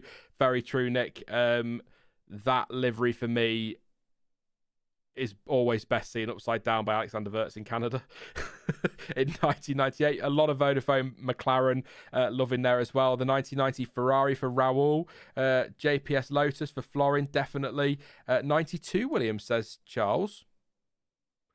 I'm Googling these as I go, and I should remember these. That's absolutely shocking, isn't it? But I'm just intrigued as to what we're doing. Yeah, the blue and the yellow. You like the blue and the yellow, don't you, Dan? You were saying that earlier, I think. Yeah. AC I'd love them to do something like that this year. Haas Rich Energy. I didn't like that. I think they did that pretty poorly, to be honest. 92 and 93, Benetton green and yellow for Raven. Cosmo says the 2019 Toro Rosso. That was a nice livery. That blue Toro Rosso was very nice. Yeah, definitely. Frankie says the Marlboro McLaren. 1917 up. Jordan was nice from Black Hawk. So Ferrari 312T was a beaut, or 312T from Andrew. Couple more. Sean Wilcox says 2017 Sauber was underrated. Is that one you like, Dan? The blue and the gold? Is indeed, yeah. I thought it was you. That's my favourite one of all time. I didn't say that one though because we've got Alpine, and I feel they'd be quite similar. So that's not fair. I like it when we've got a grid full of different colour cars. So bring back a Racing Point. Well, on that note, Dan Philpott can get in the bin. He says the 1999 BAR split livery. Absolutely horrific. No, definitely not. So, yeah, that's some good livery chat there. I always enjoy livery. Let's end this poll, actually. 935. See, you know these things, don't you? No, Haas, 1%. 1% of you think Haas have the best livery, or the best looking car so far. I'm shooketh. Red Bull, 7%. Not a great surprise. I think the livery is kind of what everyone was expecting, but also it's not really their proper car, so hard to really call that a favourite so far. McLaren, 25%, so quite a bit higher than the other two, to be fair. At least they've gone different with the livery. At least they've tried something different, and at least we got to see a version of their 2022 car. But Aston Martin runaway winners, 66%. I think there's an element of you've got the yellow. I'm not trying to answer for people, of course I'm not, but I think there's an element of you've got the yellow there, which I think people wanted last year rather than the pink, so that's kept people happy. The green itself is really, really nice, but I think there's also an element that that's a proper car, and it's a little bit different to everything else, and I think that's why I'm pretty happy with that one, Dan, as a winner. I'm not. I didn't think you would be. No, you're never happy. No, I need to do some. I need to do some more work there. I need to do some more convincing. When I'm back next time, I'll come with a full argument.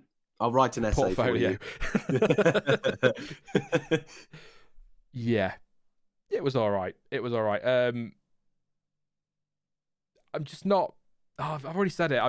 It's just not blowing me away, the McLaren one. But what I will say is the same thing I'll say for every single livery, car reaction, whatever.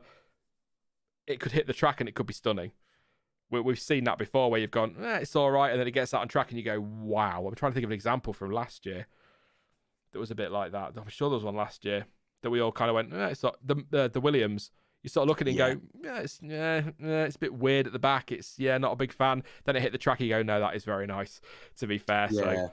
But then you have your 2018 Williams where you go, oh, that's not great. Hits the track and it's even worse. So, it can go either ways. Yeah. Stroll seeing you reading off the script was hilarious, though. I didn't actually see the launch because I was in London all week. So I've not seen any of the launches. I've had to do it kind of going through everything that's been written rather than being able to sit and watch. So I probably should have watched it. But Lawrence Stroll always makes me laugh when he's on a script because he's not comfortable, is he? You can see can you remember when he had to do his statement after all the talk of them cheating? That was hilarious. Statement. That was brilliant. What colour will Alpine be? That's from Ryan P. They are going with blue, we believe, and I think some people said that's been shared that it's going to be a bit Tron style or vaporwave. which will be nice. But they're going to incorporate the pink as well of the BWT sponsor they've got. So keep an eye on that one. That is next Monday, so 21st. It's AlphaTauri tomorrow, Williams on Tuesday, Ferrari on Thursday, Mercedes on Friday, Alpine then a week tomorrow, and Alfa Romeo are launching after the first test, or whatever you want to call it, on a Sunday. Because, why not? As you do. Yeah, but we're not going to see that. We'll see their car, or a version of their car at the pre-test, but we won't see their livery until Sunday because they're going to run a special one-off livery. So that's something to keep an eye out on next week. As for testing streams, I saw somebody ask earlier. I have no idea. I'm probably not going to bother with the first test because there's going to be no live timing, no TV footage. Images will come through, but there won't be a huge number of them, I wouldn't imagine. There's not going to be anything to really go off and talk about except for what's been tweeted out, which, to be honest, you may as well sit and watch Twitter. I might go live each day for a couple of hours in the afternoon, just towards the end of the day to round it off when we've got some information through and some pictures that are worth looking at, but they won't be the 8-hour streams. But I will be live for the 8-hour tests each day in March for the official test. Whatever they're calling it. They're both tests, aren't they, Dan? Please just help me. They are both tests. They are, but you need to make sure you get that right if you're doing streams, buddy. I know. So, yeah, definitely live for the official test in March. And then probably just do a couple of hours towards the end of each day for the first one, just when we've got, like I say, when we've got some information to go off. Otherwise, I'm going to be sat there at 8 o'clock in the morning going, I don't know. There's some cars somewhere doing something, but I don't know what they are. So that's what we will do. I know you do, Phil Pot. I know you do. Guide of the Bind says do at least a summary each day for Barcelona. Just put all those informative from Twitter into one video. I could do videos instead of streams, actually, for those. I'll have a think. I know some people prefer them. So, yeah. Any more questions? I can't answer that one, Killraiser, sorry. Schumacher overhyped or not? It depends which Schumacher you mean. If you mean Michael Schumacher, then I can't answer that objectively at all. Because he's not overhyped. If you talk about Mick Schumacher, he's one of those drivers I think people need to calm down on a little bit. I don't think he's overhyped. I think people get a bit excited about him. He's had 1 year in a Haas, and I think he did a very good job. But we haven't really seen him up against anyone other than his teammates. So I think he's got, based on the junior series, and I think we will agree on this, Dan, based on the junior series and how he performed there, he's got something, hasn't he? He's a talented lad. He's a very quick lad, and I think he's got potential to do very, very well in Formula One. But we need to see him up against somebody other than just Mazepin, which is why I really hope Haas get it right this year and are in that mix with Williams and Alfa and whoever else. Yeah, definitely.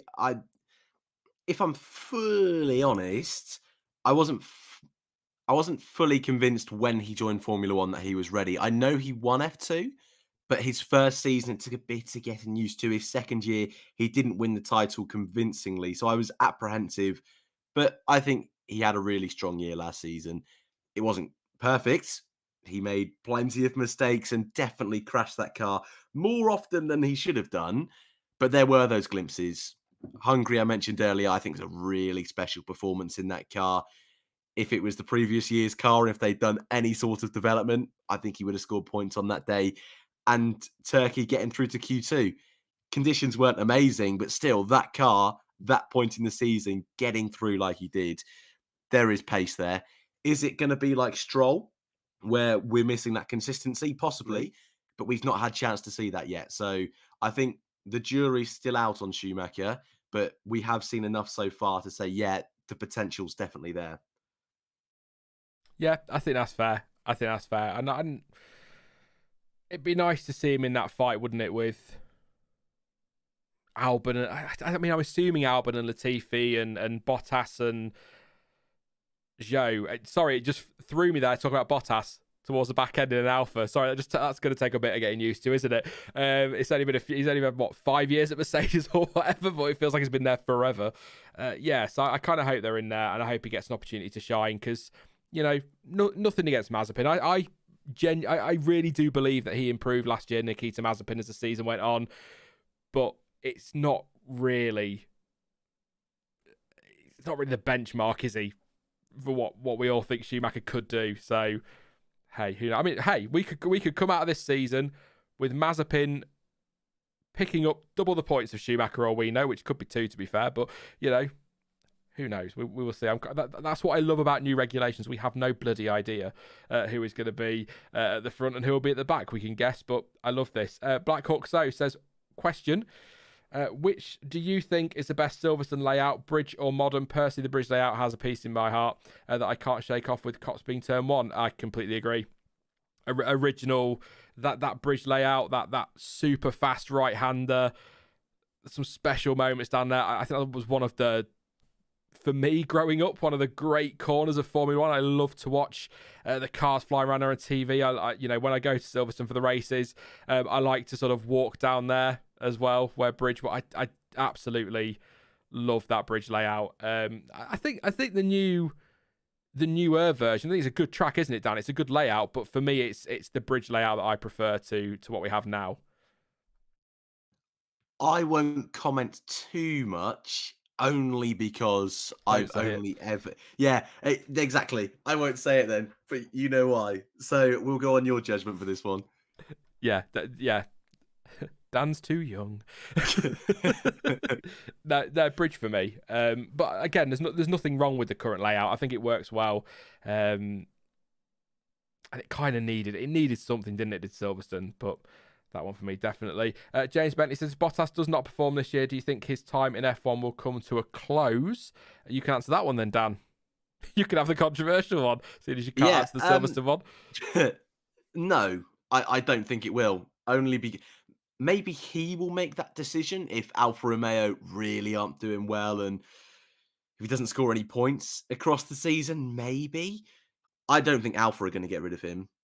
If Guan Yu Zhou really outperforms him, which I think we can all agree is very unlikely to happen, there's a chance. But I think Alfa at the moment, just like they did with Kimi Raikkonen for 3 years, Bottas is their main man for the foreseeable future. And Raikkonen, when he joined the team, was past his prime, was at a point where he was considering retirement before he even joined Alfa Romeo.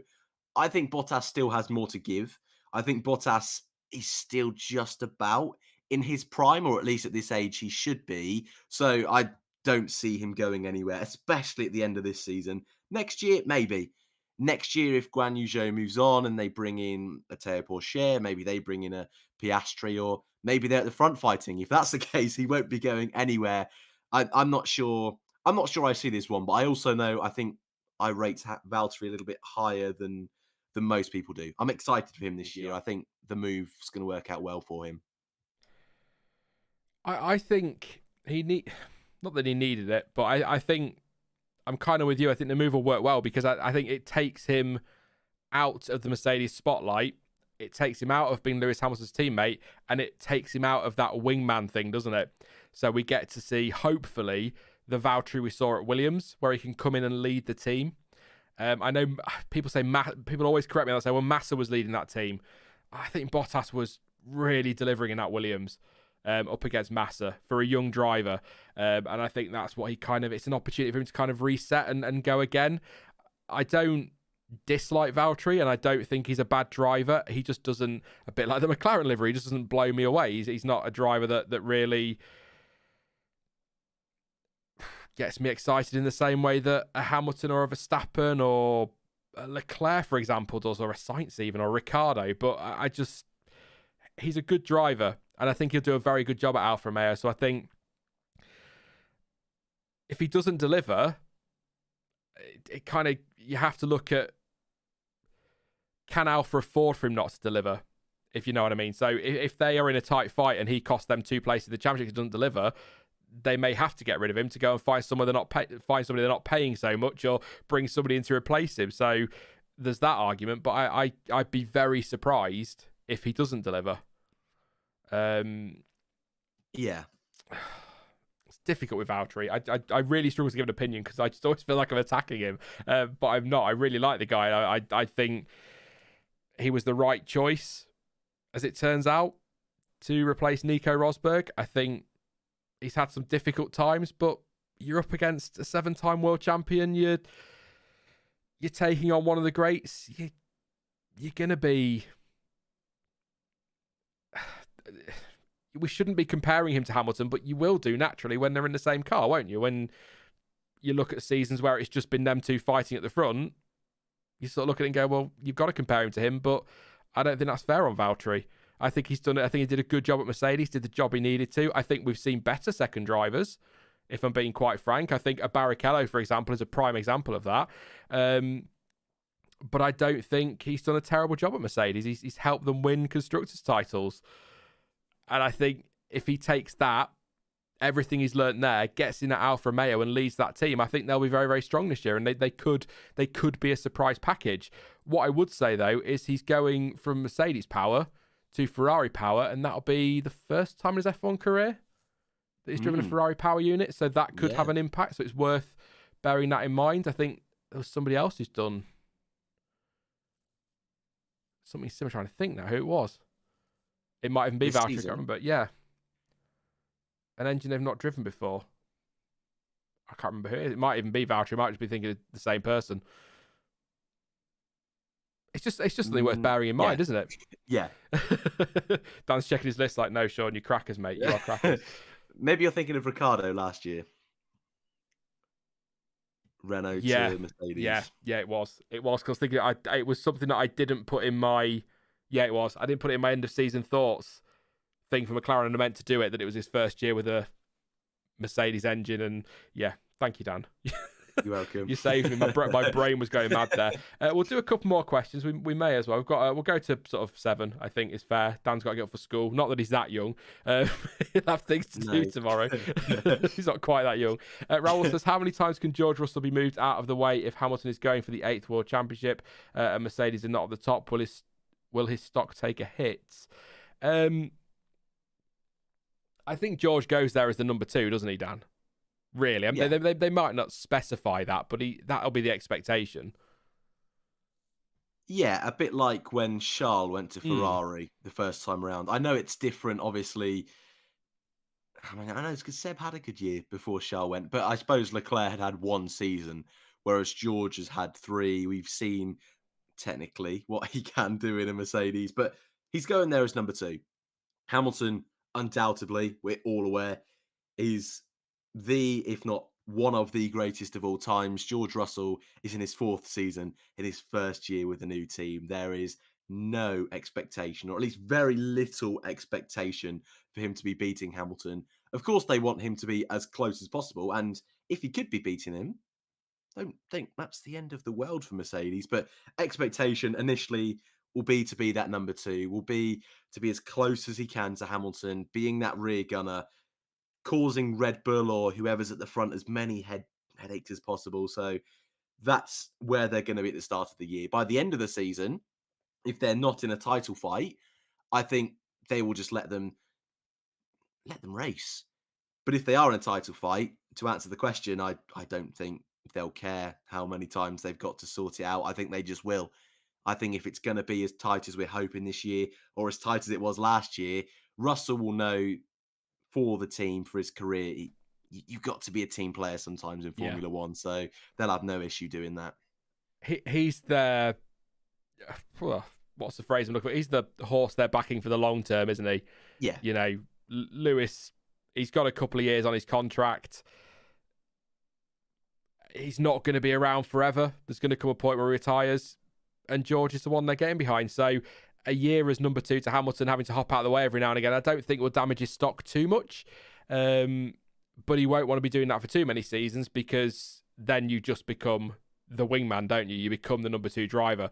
Barrichello went to Brawn fighting Jenson Button for the championship, but I still, as awful as it sounds, he was just a number 2 driver to me. Even though he was in that title fight, he was just a number 2 driver for me, because he'd done so many years as the number 2 to Schumacher. And I kind of had that with Massa as well.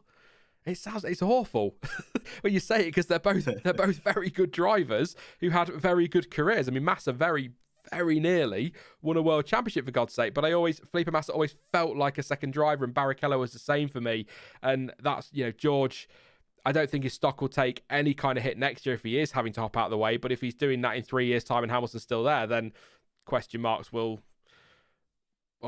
start to be raised, won't they? If you get where I'm coming from on that one. Yeah. So, I feel bad. I loved Rubinho. I did. Poor Rubens. Couple more then. Like I say, let's see what we've got coming in. Thank you to AC as well. So the success of Haas and Alpha depend on that Ferrari power unit. Absolutely. There seems to be good noises coming from Ferrari, but as I said in my look ahead to pre-season video, they're not going to come out and say, oh my God, we've got it completely wrong. What a bunch of tits, are they? They're not going to say that. So, yeah, there you go. Sean thinks Brazilian drivers are number 2 drivers. You heard it here first. That's Pennybags. Rude. I tell you who wasn't number 2 driver, Ayrton Senna. He wasn't, was he? He was Brazilian. He took no nonsense. How many processes do you think we will see about design on teams' cars this year, and when do you think will be the first one, and by who? I think we'll see quite a few protests, to be honest, Dan, because there's going to be little loopholes, isn't there, exploited by your Adrian Newey's and people like that. And I think that's going to cause a bit of controversy. You want me to take a punt on that one? I'm going to say the first one will... Yeah, tomorrow. First one will come in Bahrain. I'm going to say Red Bull or Mercedes launched the protest, having spotted something on a Ferrari that they don't like the look of. There you go. Go on, Dan. Have a bold prediction, mate. Have a punt. Bold prediction. Red Bull putting in a protest. What? Yeah, bold. I mean, see, I can't go bold now because I agree it will be Bahrain. Like, there's no doubt in my mind. It won't come beforehand because technically they can run whatever they want in testing, can't they? So it will be Bahrain. See, I kind of want to. I'll go Alpine, and they will protest against Aston Martin. Ooh, a mid. Oh, well, potentially it could be midfield. Could be top. We don't know, do we? We don't know. Yeah, no, I can just see Ferrari turn up to something on the second day or the last day of that proper pre-season test. Mercedes and or Red Bull spot it, and they spend a whole week saying, if they run that on Friday, we're going to protest. And then they turn around and protest because that's what we do in F1. Because somebody is going to somebody somewhere is going to find a loophole that is controversial, because that is what these designers are paid to do.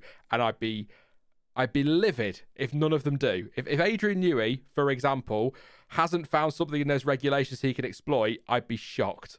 Genuinely. It doesn't have to be illegal or questionable, just something that nobody else has thought of. I'd be very, very amazed if he hasn't, because it's kind of his bag, isn't it? This sort of thing. So yeah, that's my punt. That's what I'm going to go with for the first weekend. Samul says Merkel Ferrari seeing something on the Red Bull at Bahrain. It could be that way round as well. The idea of Red Bull, Mercedes and Ferrari going for the title, even without McLaren in there, is pretty exciting, isn't it? I quite like that one. I'm going to throw this one at you, Dan, while I look for another question, because we have to mention him at some point. I think you've already mentioned him, but we'll do it again. Phil Pot wants to know, how do you think Grosjean will do in his second IndyCar season? Oh, I just don't know if I've mentioned him yet. Thanks, Phil Pot, for reminding me. He should do well.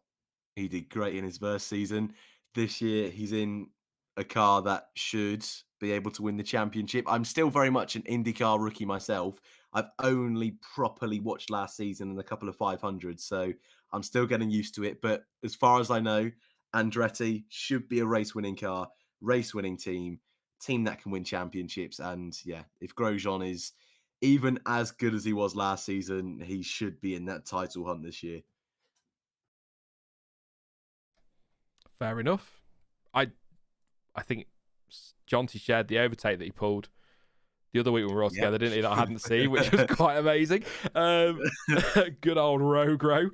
I'm coming through, move, or we're crashing. They're not all like that, for the record. Like, Laguna Seca is a very different track than most. And he was quick on the ovals as well. Grosjean didn't do all the races last season and still almost won Rookie of the Year. So he's going to be fine this year. He's going to be champion. Don't worry, Phil Pot. That is a bold call. That is I feel like just wrap it up right there and never saying another word. A bold call. Do you know, actually, Dan? No, I'm going to say this live on stream, mate. I said it to you the other day, so this won't come as a surprise. I'm going to say it to everybody. I apologised to you after we did our predictions recording the other week, didn't I? Because I've been watching the 2012 season back, and I just feel I need to stop being quite so harsh on Romain Grosjean, because actually he was a bloody quick driver. Yeah, he made his mistakes, but he actually had a very good season in 2012, all in all, apart from maybe one or two moments. And I think he got a bit of a bad rap in particularly commentary towards the end of the season. Every time there was any incident, even if it wasn't his fault and he was involved in it, you get Martin Brundle going, oh, that's Grosjean involved in another first lap accident. And I think I totally get why at the time he got his race ban for Belgium, but having watched Hulkenberg at Spa in 2018, I'm quite amazed that nobody else had a race ban based on Grosjean's ban at Spa in 2012. I think it was probably a case of it was the straw that broke the camel's back in some ways, but I kind of am a little bit amazed that he's the only one in recent years that had a race ban when you think of some of the accidents we've seen. So, yeah, much better than I give him credit for. So I apologise live, Dan. I apologise, sir. That is a magical moment. That is truly heartwarming. I mean, my time on the stream is done forever now. My job is done. My work is done. Thanks for having me, mate. Yeah, it only gets better in 2013 as well. So he's a great driver. I miss him. He'll be fine in IndyCar. I'm stunned you've just said that all live. You will get backlash. You will now see what it's like being a Grosjean fan. I don't think he's the best thing ever like you do, but I think he was world champion potential. Yeah, I won't go that far. I agree, mate. He was doing a cracking job up against Kimi Raikkonen. To be fair to him, and he had some really strong qualifying performances as well. I mean, I look at Australia when he qualified really well, and then I personally think he got KO'd by Maldonado rather than the other way around, not leaving you any space. We're going into 2012 review. Welcome to the 2012 review. Sean's on it. After the accident, the penalty point system was brought in, Sean. That's from DJA Red Raven, of course, yeah. But still, yeah, and I know Michael just saying Hulkenberg was a brake failure. Question mark. I can't remember, to be honest, but I just think we've seen some crashes in recent years where you sort of go, well, if Grosjean's was a race ban, even with the penalty point system, you think maybe there could have been some others handed out, but obviously we don't work like that now, do we? So I mean, race bans used to come along all the time back in the day, Dan. Now that I'm being old again and going back down that road. One more question, and then we are going to wrap it up for today. See what we've got in the chat, if there's anything a little bit different. I'm not going to answer questions on IndyCar because I have no idea what I'm talking about. I'm pushing it with F1, let alone IndyCar. So, yeah. On Aston, their floor already has eyebrows. That's Raoul. I'll keep an eye on that one as it's scrolling through. I can't have seen that one. Dan Philpott says future world champion. Why do we always do in the moment the streams end? Oh, sorry, Davidus. Apologies. Yeah, we're going to wrap up very, very shortly. So I'm just seeing if somebody's asked a question that's something a little bit different. Samuel wants to know if anybody is pre-ordering GT7. Are you, Dan? I'm not. I'm skint. What is GT7? Do you know, screw Grosjean, he's crap. Gran Turismo 7. I assume that's what they mean. Yeah, that's yeah. Well, I don't know. I don't have a PlayStation, so I won't be. Shocking. Sorry, we swapped roles there for a second. I was the old man. That felt weird. Don't worry. There you go. Then let's let Max just asking if the F1 TV graphics get a revamp this year. I hope so. Be nice to do something a bit different. So Red Raven can have the final one today then, I think. Says, who is most likely to retire this season? Dan. I'll tell you my answer. I don't think anybody will. But I think most likely is... I mean, surely, just on... not that it's old, because I ain't that bloody far away from it. But... surely just based on age, you'd have to say most likely would be Fernando. But I mean, if Mercedes have a shocker of a car, and if we get to the end of the year and Lewis Hamilton's still a bit flat with it all, then maybe he would. But I don't think anybody will, because I think it's the first year of new regs. I think people are going to want to be giving it a second season before making decisions. But so as most likely, I can only go off age, and that would be Fernando. Yeah, I'd agree with those two, and I'd throw Seb in the mix as the only other one. Yes, that reminds me of a point I wanted to make. Yeah, yeah, I don't think he will. I think, like you just said, I think these guys, new set of regulations, there's a world of opportunity for them. But I think Aston, from their point of view, if Seb isn't delivering, then I can see them making a switch. I can also see, from Seb's point of view, if it's not the car, if it's just not going well, I can see him maybe retiring.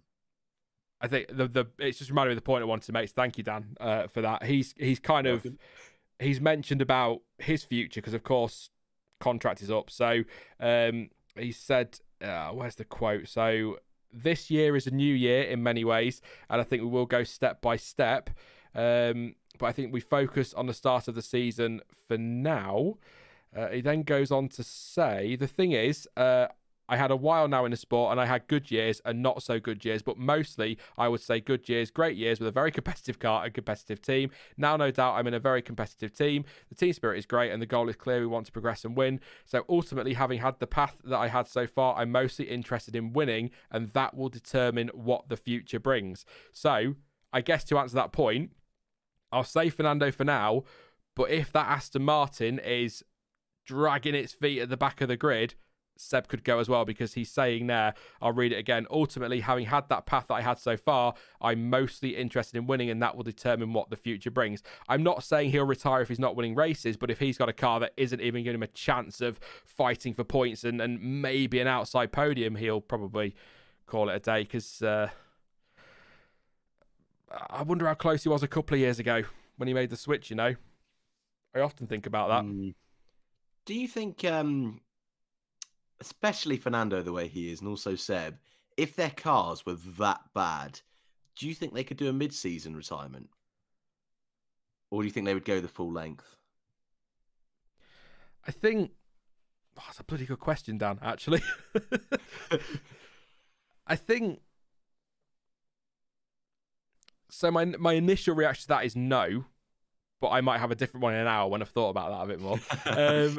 I think with there being the new regulations, I think a driver, if they have a shocking car at the start of the season and it's not great by mid-season, they might still stick around because the development curve is going to be so aggressive, and that car is going to improve as the season goes on.